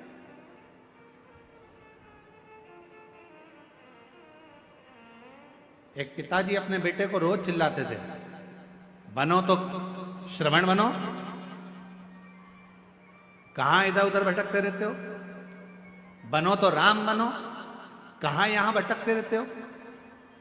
बेटे को एक दिन गुस्सा आ गया और उसने अपने पिताजी से कहा, क्या पिताजी रोज रोज एक ही बात कहते हो, श्रवण बनो राम बनो, राम बनो श्रवण बनो, राम बनो श्रवण बनो, आज तक तुमने एक बार भी नहीं कहा कि बनो तो कृष्ण बनो। पिताजी ने कहा, बेटा मैं तुझे कृष्ण बनने को भी कह सकता हूं, पर मैं जानता हूं तू भगवान कृष्ण को समझ नहीं सका है। अभी तो भगवान कृष्ण की बाहर लीला को समझता है कि भगवान कृष्ण ने चीर चुराया, भगवान कृष्ण ने माखन चुराया, बस तू उनकी बाहर की लीला जानता है, पर भीतर की लीला को तू जान नहीं सका, इसलिए मैं तुझे कृष्ण बनने को नहीं कहता। बेटे को फिर गुस्सा आ गया। बेटे ने कहा, ठीक है आप मुझे राम बनने को कहते हैं, मैं राम बनने को तैयार हूं, लाओ। दशरथ जी ने अपना सिंहासन राम जी को दिया था, तुम अपने तिजोरी की चाबी मुझे दो, अब भी दो। पिताजी ने जूता उठाया और जो धोना चालू करा, ले तुझे मैं सिंहासन देता हूं, चाबी देता हूं। आज का व्यक्ति परमात्मा को जान नहीं पाया। बाहर से हमने देखा पर भीतर से ना जाना, भीतर से ना जाना। लोग रामायण में पढ़ते हैं कि मंथरा ने केकई को भड़काया था। बोलो सही है कि गलत है? लोग रामायण में पढ़ते हैं कि एक मंथरा थी, उसने केकई को भड़काया था, पर पूरी रामचरितमानस को उठाकर देखिए, मंथरा एक ऐसी थी, पूरी अयोध्या में घूमती थी, घर घर जाती थी, पूरे घरों में भ्रमण करती थी, पूरे नगर में घूमती थी, हर घर में जाती थी, अवध के राज्य में भ्रमण करती थी और केकई को ढूंढने का प्रयास करती थी। रामचरितमानस में सबके जाने की कथा एक ऐसी है, मंथरा के मरने की आज तक कहीं कोई कथा ही नहीं मिली। तो पूछा कि मंथरा कहां गई? तो भगवान राम जी से पूछा कि मंथरा कहां है प्रभु, बताओ। तब भगवान राम ने कहा, मैंने मंथरा से पूछा था, मंथरा काकी मैं तुझे क्या वर दूं, बोल। मंथरा कहती है, मुझे मार मत देना, मुझे जीवित रखना। कलिकाल में, द्वापर में, सारे हर युग में मैं जीवित रहूं, गांव गांव में घूमती रहूं, और कोई घर में एक मिल जाए जिसके कान भरूं और पूरे घर को तोड़ दूं, ऐसी मंथरा आज भी घूम रही है। ऐसी मंथरा आज भी घूम रही है, घर घर में आती है, केकई को ढूंढने का प्रयास करती है कि कोई राजा राम जी की नगरी में जैसे केकई मिली थी ऐसी कोई मिल जाए। तुम्हारे घर में भी रोज कोई ना कोई आता है, मिलने वाले फोन लगाते हैं, जुलने वाले मिलेंगे, ये मिलेंगे वो मिलेंगे, वो ढूंढने का प्रयास करते हैं कि इसकी कोई कमजोर कड़ी मिल जाए जिसकी मैं बुराई करना प्रारंभ करूं, घर को फोड़ना प्रारंभ करूं। होते कई लोग, ऐसा नहीं कि संसार में नहीं है, ऐसी कई मंथरा संसार में फिर रही हैं, गांव गांव, नगर नगर, शहर शहर में। मंथरा का मतलब यह नहीं है कि कोई स्त्री होगी, मंथरा का मतलब वो है, चाहे पुरुष हो, चाहे स्त्री हो, चाहे कोई भी हो, उसके अंदर यदि बुराई का भाव है, तुम्हारे घर में आकर तुम्हारा ही खाकर तुम्हारे ही घर को तोड़ रहा है, समझ लेना कोई मंथरा आज भी तुम्हारे आसपास में घूम रही है। निवेदन है, मंथरा भले हो जाए पर तुम केकई मत बन जाना, उसके कहने में आकर अपना घर मत तोड़ देना, अपने घर को जोड़ कर चलना, जोड़ कर चलना।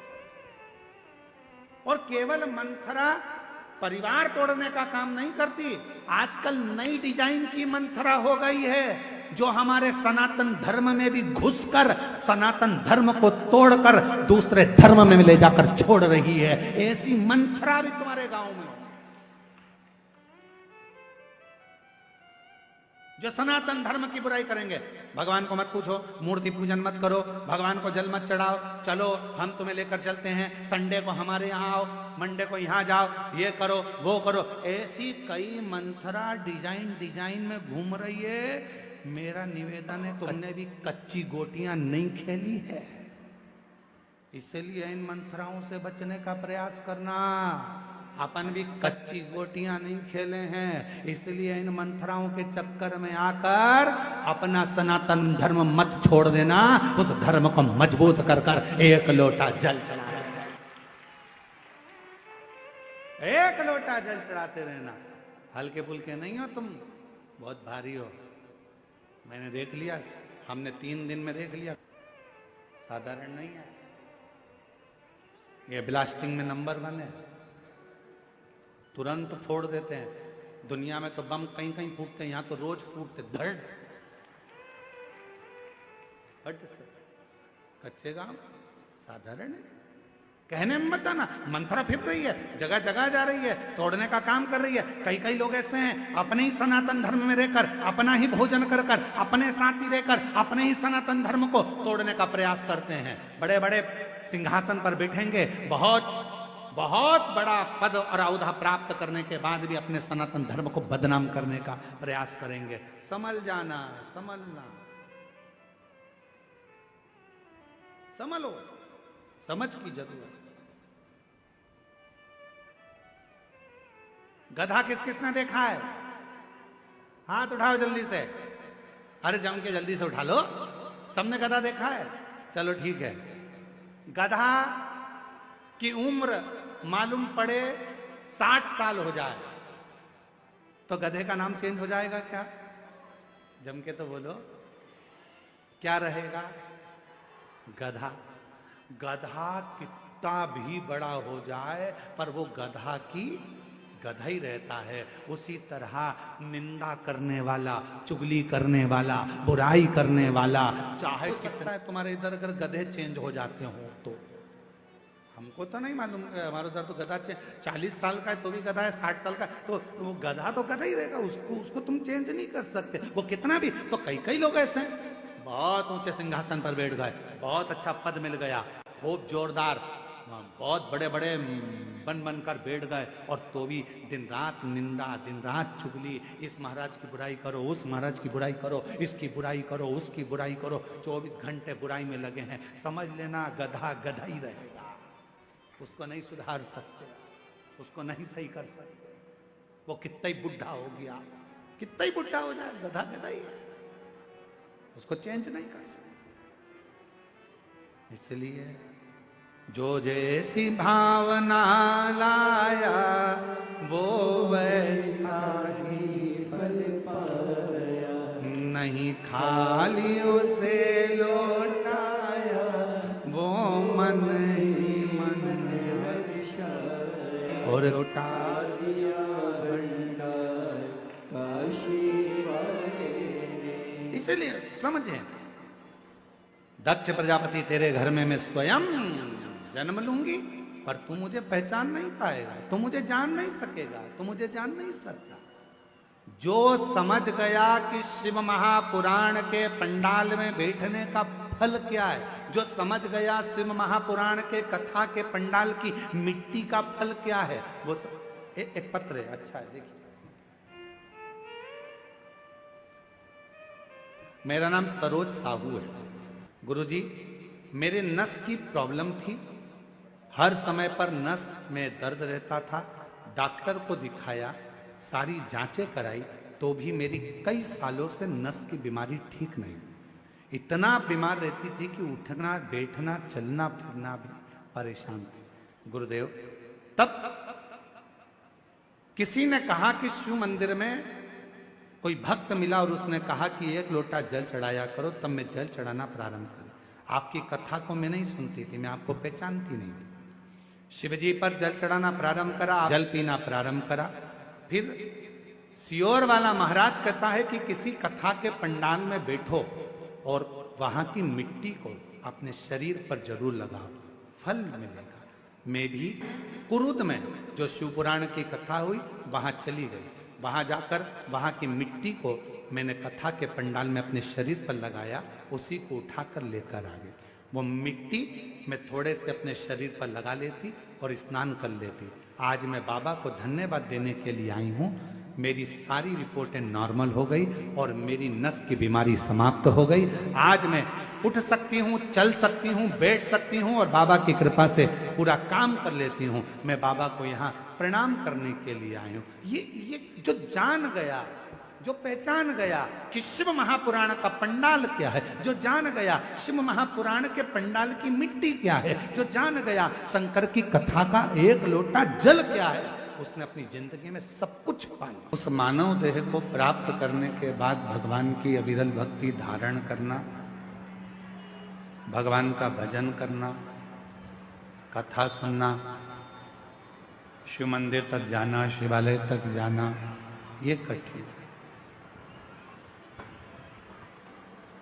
जैसे कोई शरीर में विशेष रोग हो जाता है,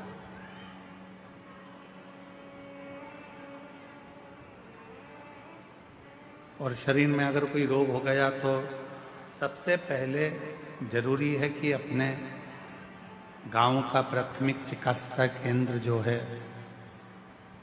अपने गांव का जो प्राथमिक चिकित्सालय है, हॉस्पिटल है, उस हॉस्पिटल में जाकर अपने शरीर की जांच करें।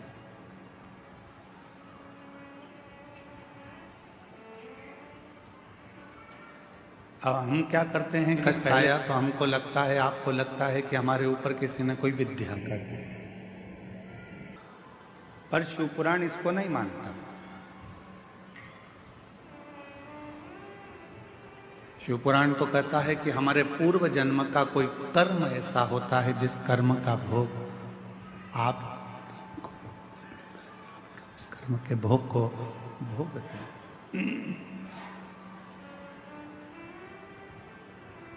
उस कर्म के भोग को आप और हम भोगते हैं।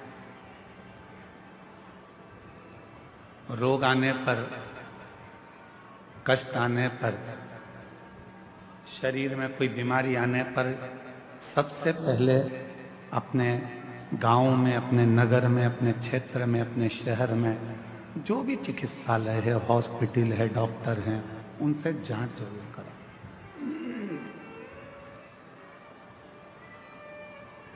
और उसके बाद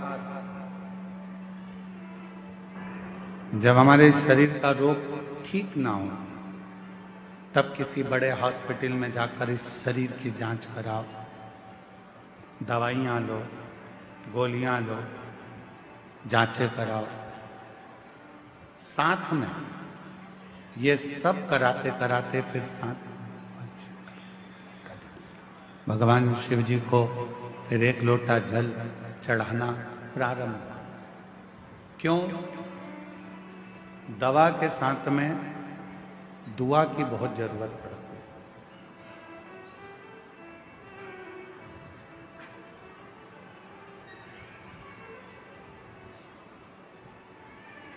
हम कोई कार्य कर रहे हैं और उस कार्य में अगर अड़चन आती है तो उसमें भगवान की दुआ हो, बुजुर्गों की, घर के बड़ों की, माता पिता की दुआ हमारे साथ लगे तो समझो कि हम उसमें सफल हो सकते हैं, हम उसमें सफलता धारण कर सकते हैं। और तेरी कृपा बिना ना हिले एक भी अणु, लेते हैं श्वास तेरी कृपा से तनु तनु। दुआ चाहे वो माता पिता की हो, घर के बुजुर्गों की हो, घर के बड़ों की हो, या फिर हमारे कोई परिचित की क्यों ना हो, वो दुआ हमारे जीवन में हमें सफलता जरूर देती है, हमें सुख जरूर देती है। शिव महापुराण की कथा कहती है, भगवान शंकर का पवित्र चरित्र कहता है, शिव महापुराण की कथा वर्णन करती है, जब घर से निकलो दो काम जरूर कर कर निकलो। पहला, विनय करो।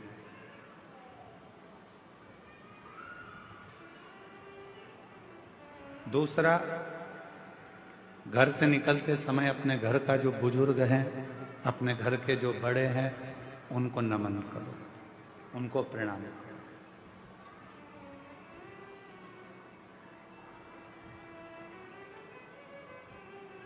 एक परमात्मा का साथ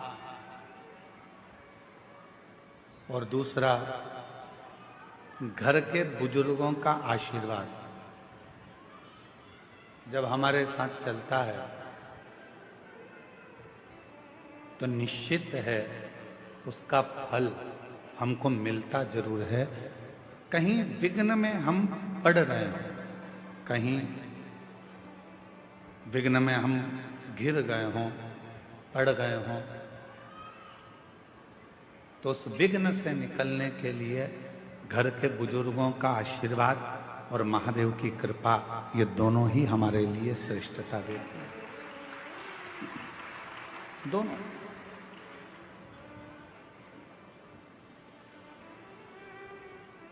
एक होता है तराशना और दूसरा होता है तलाशना।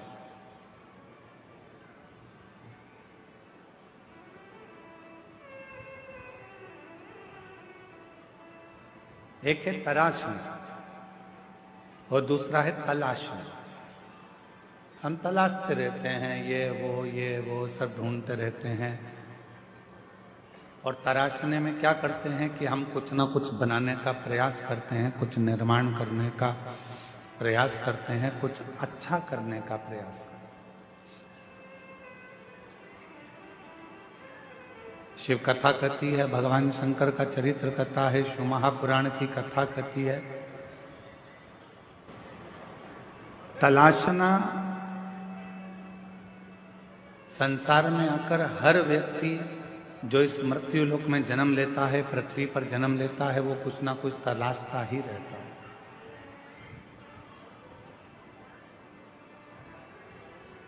और वो तलाशने के चक्कर में फिर वो कहीं ना कहीं व्यक्ति में भी खोट ढूंढने लगता है।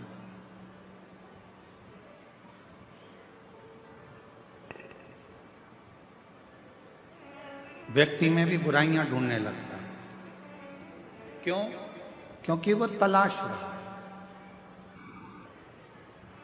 यदि वो तलाशता नहीं और तराशने का काम करता, खुद को संवारने का, खुद को सुधारने का, खुद को श्रेष्ठ बनाने का कार्य करता, तो दुनिया में फिर कोई उसको बुरा नजर ही नहीं आता। सब श्रेष्ठ दिखते और वो अपनी जिंदगी को भी श्रेष्ठ बना देते, वो अपने जीवन को भी श्रेष्ठ बना देते।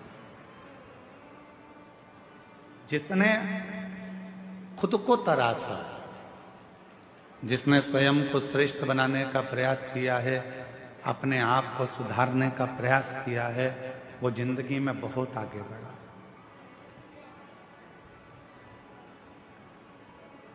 वो जीवन में बहुत तरक्की कर। क्या करा? एक सुंदर फल कुबेर जी महाराज ने भगवान शिव जी को भेंट किया। बड़ा सुंदर फल था और वो फल कुबेर जी ने भगवान शंकर को भेंट करा। तो मां पार्वती जी ने उस फल को देखा तो फल बड़ा सुंदर, बहुत सुंदर।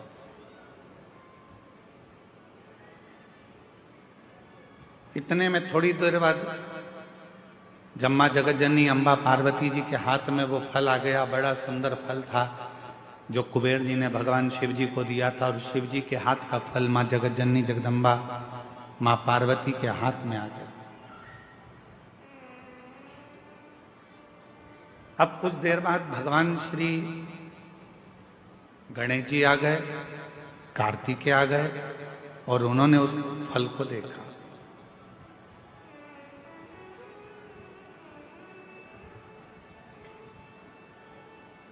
कभी कभी ऐसा होता है,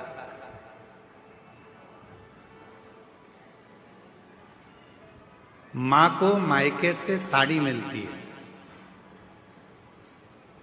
कभी कभी ऐसा होता है और मां को मायके से साड़ी मिलती है, वो साड़ी बहू को भी पसंद आ जाती है और बेटी को भी पसंद आ जाती है। अब थोड़ा चक्कर पड़ जाता है कि वो साड़ी जो मायके से मिली है वो मां को भी पसंद आ रही है और बेटी को भी, बहू को भी पसंद आ रही है।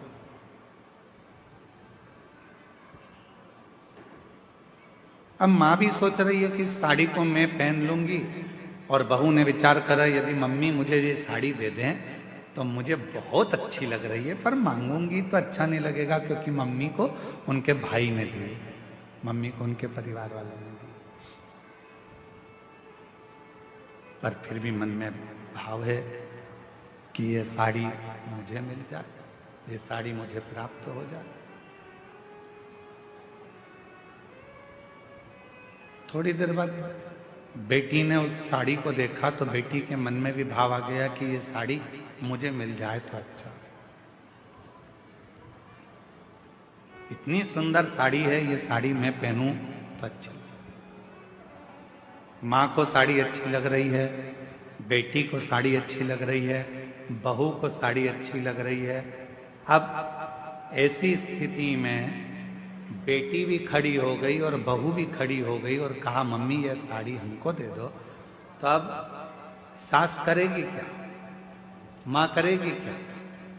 बेटी को दूं कि बहू को दूं? बहू को दूंगी तो बेटी को बुरा लग जाएगा और बेटी को दूंगी तो बहू को बुरा लग जाएगा। संशय पड़ गया। उसी तरह फल अच्छा है, कुबेर जी ने दिया है, वो फल भगवान देवाधिदेव महादेव के पास आ गया। भगवान शंकर जी ने वो फल पार्वती जी को दे दिया। पार्वती जी के हाथ में वो फल जो दिखा, उस फल को लेने की कामना श्री गणेश जी के मन में भी आ गई और षडानंद कार्तिकेय जी के मन में भी। दोनों के मन में ये भाव है कि ये फल हमें मिल जाए, ये फल हमें प्राप्त हो। जो कार्तिकेय बाबा ने देखा और कार्तिकेय जी देखकर बोले कि इतना सुंदर फल है मां, ये फल आप मुझे दे दीजिए। बड़ा सुंदर फल, ये फल मुझे मिल जाए। थोड़ी देर बाद गणेश जी आए तो गणेश जी ने भी कह दिया कि ये फल मुझे मिल जाए। उसी समय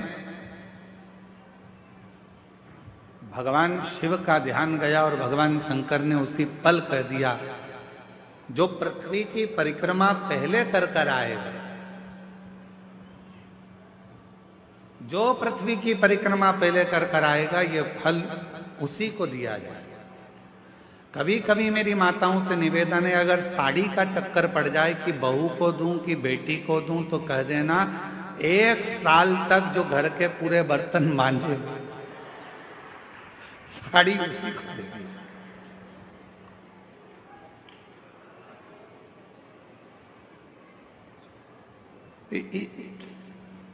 इतने में तो दोनों कह देंगी, मम्मी तुम्हारी साड़ी तुम ही रख लो, हम उस साड़ी का क्या करेंगे।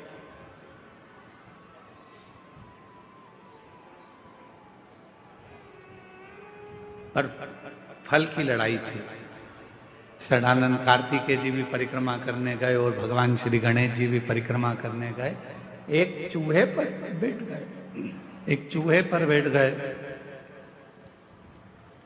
और एक मोर पर बैठ गए और दोनों परिक्रमा करने के लिए चल दिए।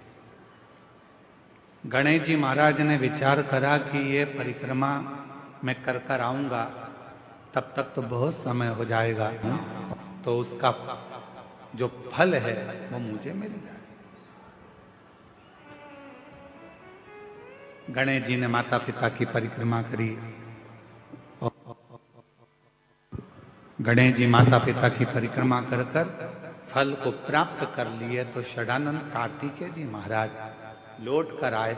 उन्होंने देखा कि गणेश जी तो प्रथम गिनती में आ गए, माता पिता की परिक्रमा कर कर उनको फल भी मिल गया, पर मुझे तो कुछ प्राप्त ही नहीं।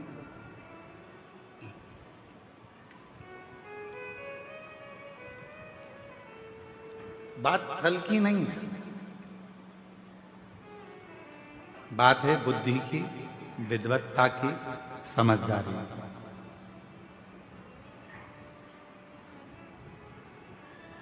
दुनिया का ऐसा कोई फल नहीं है जो आपको नहीं मिल सकता। दुनिया का ऐसा कोई काम नहीं है जो पूरा नहीं हो सकता।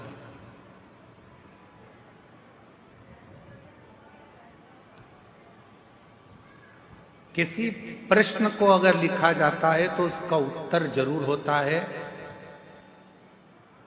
कितने भी बड़े ताले लग जाएं, कितनी बड़ी भी तिजोरी बन जाए, उसकी चाबी जरूर होती है। उसी तरह दुनिया में अगर कोई रोग है, कोई बीमारी है, कोई तकलीफ है, कोई कष्ट है, कोई बहुत विघ्न है, तो शिव महापुराण एक ऐसी चाबी है जिसमें उस पूरे विघ्न का, उस पूरी तकलीफ का, उस बीमारी का हल शंकर की पूजन से, शिव की आराधना से प्राप्त हो सकता, शिव से प्राप्त हो सकता, भगवान शंकर की आराधना से प्राप्त हो सकता। क्या नहीं है?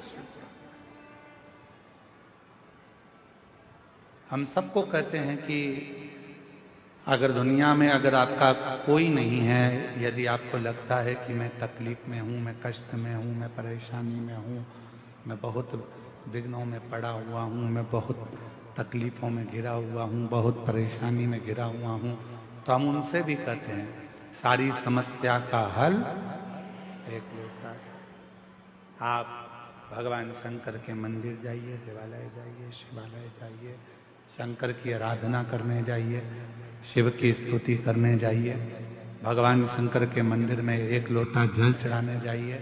आपकी जिंदगी के जितने दुख होंगे, जितनी तकलीफें होंगी, जितने कष्ट होंगे, वो मिटेंगे।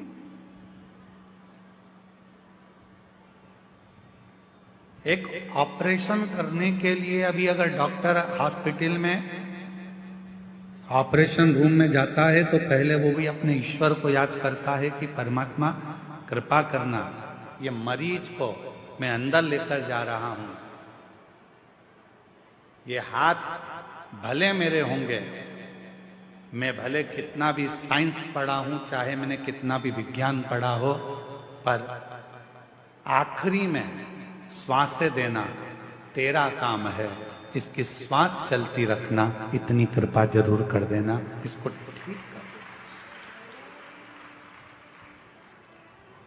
वो मेरे हाथ में नहीं है, पर तू जब कृपा करेगा, तू जब करुणा करेगा, तू जब दया करेगा, तू जब कृपा करेगा, तो सब कार्य अपने आप सफल होते चले जाएंगे। सब कार्य अपने आप सफल होते जाएंगे। तू कृपा कर, तू दया कर, और कृपा की ना जो तुम्हारी। जब कोई गिर जाता है तब वो ईश्वर को याद करता है कि वो एक सत्य रूपी ईश्वर विराजमान है, एक सत्य रूपी ईश्वर है जो हमको संभाल लेगा, एक सत्य रूपी ईश्वर है जो हमें साथ देगा। सत्य रूपी ईश्वर,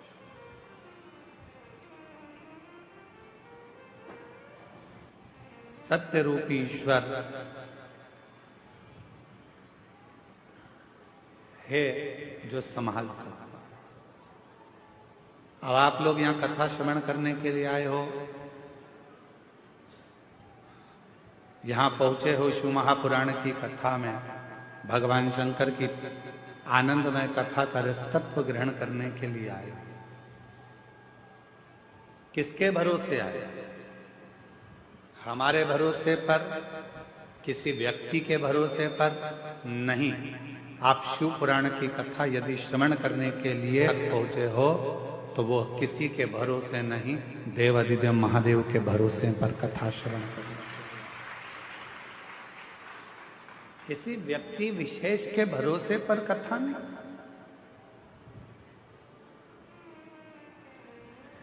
उस परमात्मा के भरोसे पर कथा का रसतत्व ग्रहण करने के लिए। एक बहुत सहजता की बात है, अपने घर की चाबी रोड पर चलने वाले व्यक्ति के हाथ में देकर आ जाते हो क्या? जम के बोलो जरा, अरे बोलो तो नहीं। एक पड़ोसी इधर रहता है, इसको कहते हैं पड़ोसी, इसको कहते हैं अड़ोसी, और पीछे वाले को कहते हैं धड़ोसी। ठीक है, एक इधर रह रहा है, एक उधर रह रहा है, एक पीछे रह रहा है। इससे भी पहचान है, इससे भी पहचान है, और उससे भी पहचान है। चाबी किसको देकर आते हो? जिस पर तुम्हारा पूरा भरोसा है, चाहे वो फिर 2 घर छोड़कर रहता हो, चाहे फिर वो 8 घर छोड़कर रहता हो, चाहे फिर वो पीछे रहता हो, या भरोसा नहीं है तो तुम अपना कोई रिश्तेदार भी है उसको भी चाबी नहीं देते। अगर भरोसा है तो वो चाबी आप अपने नौकर को भी दे देते हो। भरोसा है तो चाबी फिर किसी को भी देकर आओगे, तुम्हें विश्वास है कि मेरा घर ये संभाल लेगा। ये चाबी अगर मैं इसको देकर जाऊंगा ये देख लेगा। फिर वो नौकर क्यों? फिर तुमने भरोसा रिश्तेदार पर भी नहीं करा, पड़ोसी पर भी नहीं करा, अड़ोसी पर भी नहीं करा, दड़ोसी पर भी नहीं करा। वो चाबी आपने अपने नौकर को, एक सेवक को, एक चाकर को वो चाबी आपने दे दी, वो चाबी आपने प्रदान कर दी।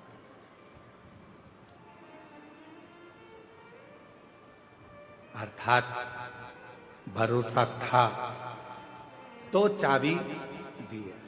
शिव महापुराण की कथा भी यही कहती है, कोई भी काम करो, तुम्हारा मन पड़ जाए उस काम में आगे बढ़ जाओ, पर इतना याद रखना अपने भरोसे की चाबी परमात्मा के हाथ में, शिवजी के हाथ में देकर फिर जाना।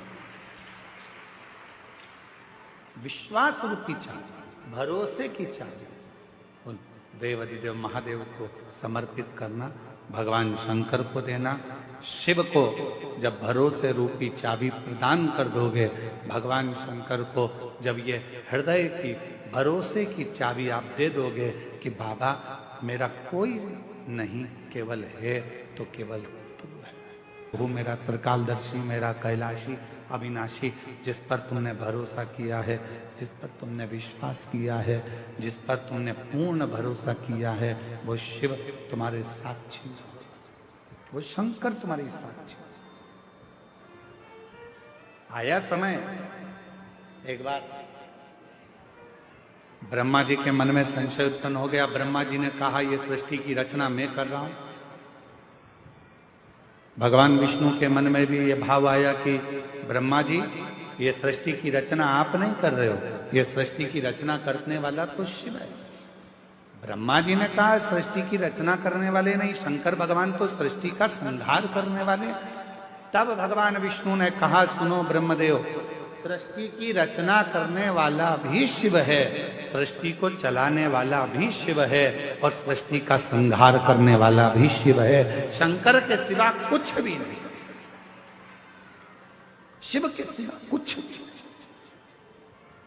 रचना भी वो कर रहा, संहार भी वो कर रहा, और चला भी वही रहा, सब कुछ वही कर रहा, कोई दूसरा नहीं कर रहा। जो कर रहा है सब शिव ही कर रहा है, कोई दूसरा नहीं कर रहा। केवल कर रहे हैं तो बाबा भोलेनाथ ही कर रहे।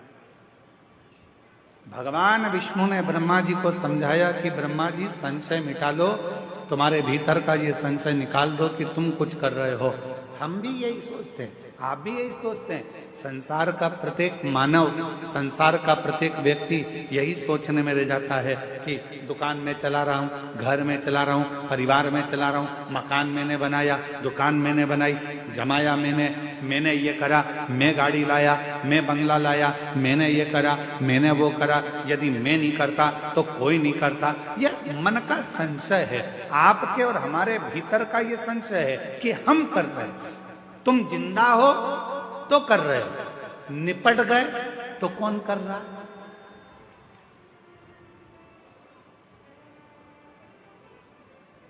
क्या रोटी नहीं मिलेगी मरने के बाद? क्या घर नहीं चलेगा मरने के बाद? क्या परिवार नहीं चलेगा मरने के बाद? शिव महापुराण की कथा कहती है, यह हमारे भीतर का संशय है कि मैं कर रहा हूं। संशय को मिटाओ और अपने भीतर एक बात लेकर आओ कि हम जब जन्म लिए, हमारा जब जन्म हुआ, हम जब पैदा हुए, हमारा जब जन्म हुआ, उस समय पर हमको ये भी नहीं मालूम था कि जब हमारा और आपका जन्म हुआ तो आपको और हमको ये भी नहीं मालूम था कि हमारे माता पिता कौन होंगे। आप और हमको ये भी नहीं मालूम था कि धर्म पत्नी कौन होगी, पति कौन होगा, बच्चे कौन होंगे, कौन बेटा, कौन बेटी, कौन नातेदार, कौन भाई, कौन बंधु, कौन सखा, कौन मिलेगा, ये किसी को नहीं मालूम था। अमीर के घर में पैदा हो गए कि गरीब के घर में पैदा हो गए, ये भी नहीं मालूम था। पर हमारा पूर्व का कोई पुण्य हमारे साथ चला और हमने कोई अच्छा किया तो भगवान की कृपा से हमें सब कुछ जमा जमाया प्राप्त हो गया। धन भी मिला, वैभव भी मिला, संतान भी मिली, पुत्र भी मिला, पुत्र भी मिली, रिश्ते भी मिले, नाते भी मिले, कुटुंब भी मिला, सब कुछ प्राप्त हुआ। हमने जो जो सोचा था वो सब हमको प्राप्त हो गया, हमारा सब कुछ। फिर हम क्यों विचार करें, फिर हम क्यों सोचें, फिर हमें क्यों विचार करना, क्यों सोचना कि ये मैं कर रहा हूं या मैं करा रहा हूं? कुछ भी नहीं। मेरा आपकी कृपा से सब काम हो रहा है, मेरा आपकी कृपा से सब काम हो रहा है। हम कुछ नहीं कर रहे, सब करने वाला मेरा शिव है। घर किसका, गाड़ी किसकी, बंगला किसका, सब उसका, आपका और हमारा कुछ नहीं। हो सकता है आप में कोई ऐसा बैठा हो जो जन्म लिया हो तो मकान को साथ लेकर आया हो सकता है। गाड़ी साथ लाए हो, बंगला साथ लाए हो, धन दौलत साथ लाए हो, कुछ नहीं। कितनी विचित्र रीति है मेरे परमात्मा की, कितनी विचित्र रीति है मेरे भोले बाबा की कि जोड़ते तुम हो, लाते तुम हो, कमाते तुम हो और ऐस करते हैं आने वाली पीढ़ी के लोग, आने वाली पीढ़ी के।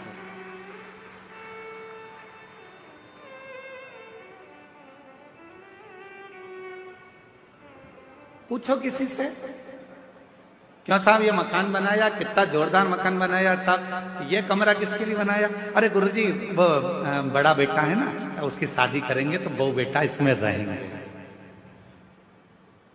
ओ गुरुजी ये जो कमरा है इसमें छोटे बहू बेटा रहेंगे।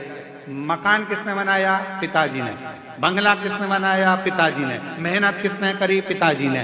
दादाजी पिताजी मेहनत करते करते करते करते करते करते छोटे से मकान में रहते रहते अपनी पूरी जिंदगी को निकाल देते हैं और आने वाला विचार क्या करते हैं कि मेरा बेटा, मेरी बहू, मेरी बेटी, मेरा दामाद, मेरा परिवार सब सुखी रहे, ये अच्छे से रहें, इनका घर अच्छे से रहे, ये दोनों इस कमरे में रहेंगे, ये लोग इधर रहेंगे, वो लोग उधर रहेंगे। और जैसे जैसे बुढ़ापा बढ़ते चले जाता है, मालूम पड़े तुम जिस कमरे में रहने का विचार कर रहे थे, समय आने पर वो कमरा भी बच्चों को देना पड़ जाता है और फिर एक दिन हॉल में पलंग डालकर दोनों को रहना पड़ जाता है, आते जाते लोगों को देखना पड़ जाता है। किसके लिए कमाया, किसके लिए सुख देखा? शिव पुराण कहती है कुछ भी मेरा नहीं है, तुम्हारा क्या है? शिव महापुराण में भगवान ने पूछा कि तुम्हारा क्या है? तो भगवान देवादिदेव महादेव के सम्मुख में भगवान विष्णु से जब ब्रह्मा जी ने कहा आप कहते हो कुछ भी मेरा नहीं है, सब करने वाला देवादिदेव महादेव है, तो मेरा क्या है? तब भगवान विष्णु ने कहा संसार का मनुष्य हो, चाहे देवता हो, गंधर्व हो, अप्सरा हो, चाहे पशु हो, पक्षी हो, चाहे किन्नर हो, चाहे मनुष्य हो, उसका जो समय चल रहा है, जिस समय पर आप जो कार्य कर रहे हैं वो समय तुम्हारा है। उस समय में कुछ अच्छा करने का प्रयास कर लो, फिर जिंदगी श्रेष्ठ बनना प्रारंभ हो जाए। वो समय तुम्हारा।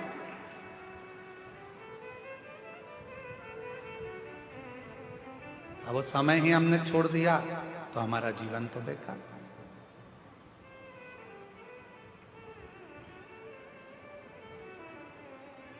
अपने समय को पकड़ो, वो समय छोड़ना नहीं।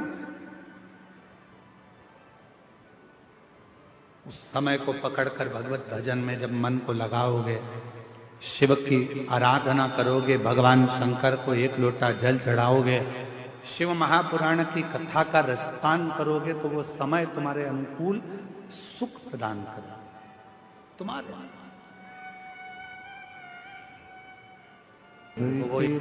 सब कुछ है तेरो सरकार, मेरा तो कुछ भी नहीं।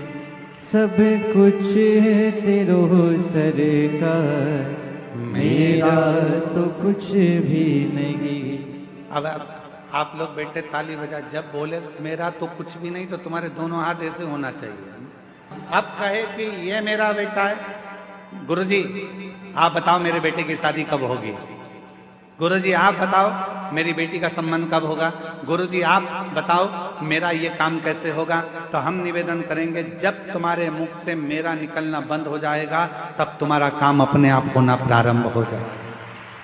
जब तक तुम कह रहे हो ये मेरा बेटा है, ये मेरी बेटी है, ये घर मेरा है, परिवार मेरा है, जिस दिन तुमने सोच लिया शिव जी की कृपा से ये पुत्र है, शिव जी की कृपा से ये पुत्री है, शिव जी की कृपा से ये बंगला है, शिव जी की कृपा से ये सब काम हो रहा है, तो फिर तुम्हारा कुछ भी नहीं है। तुम्हारा घर, परिवार, बेटा, बेटी, कुटुंब, कबीला, मकान, गाड़ी, सब कुछ शंकर चलाएंगे, सबका व्यवस्था शिव करेंगे। तुम्हें कुछ नहीं सोचना, तुम्हें तो शंकर के आश्रित हो जाना, शिव के आश्रित।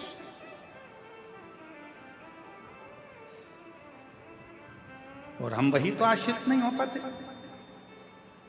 हम आश्रित नहीं हो पाते। माता जी खड़ी हुई तो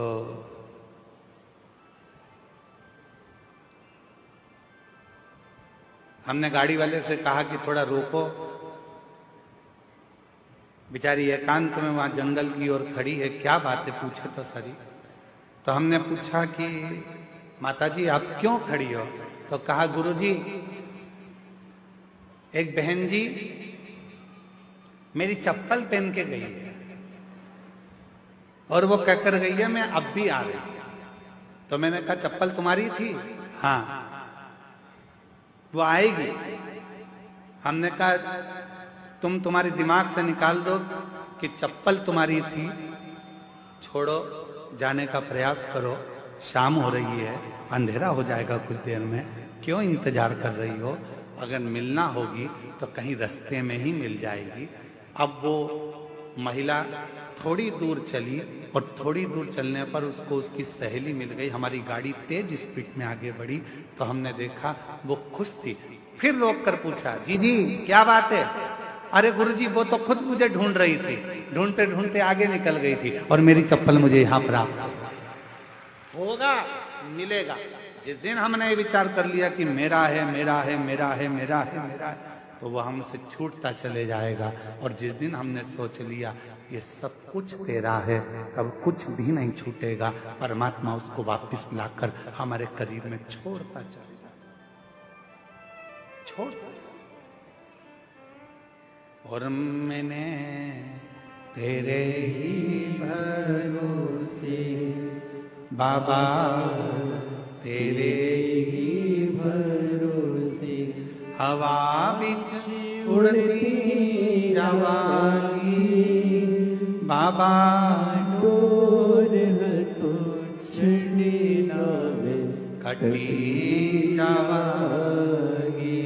भोले मैं तेरी पतंग, शंभू मैं तेरी पतंग। भगवान नारायण जी ने, भगवान विष्णु ने ब्रह्मा जी को समझाया, ए ब्रह्मदेव तुम तुम्हारे मन से ये निकाल दो कि सृष्टि की रचना मैं कर रहा हूं। ब्रह्मा जी तुम ये मन से निकाल दो कि सृष्टि का रचना करता मैं हूं। तुम ये मन से निकाल दो कि सृष्टि का संहार करता मैं हूं। सब छोड़ दो देवादिदेव महादेव पर ब्रह्मा जी मानने को तैयार नहीं हुए। ब्रह्मा जी ने पूछा शिव कौन?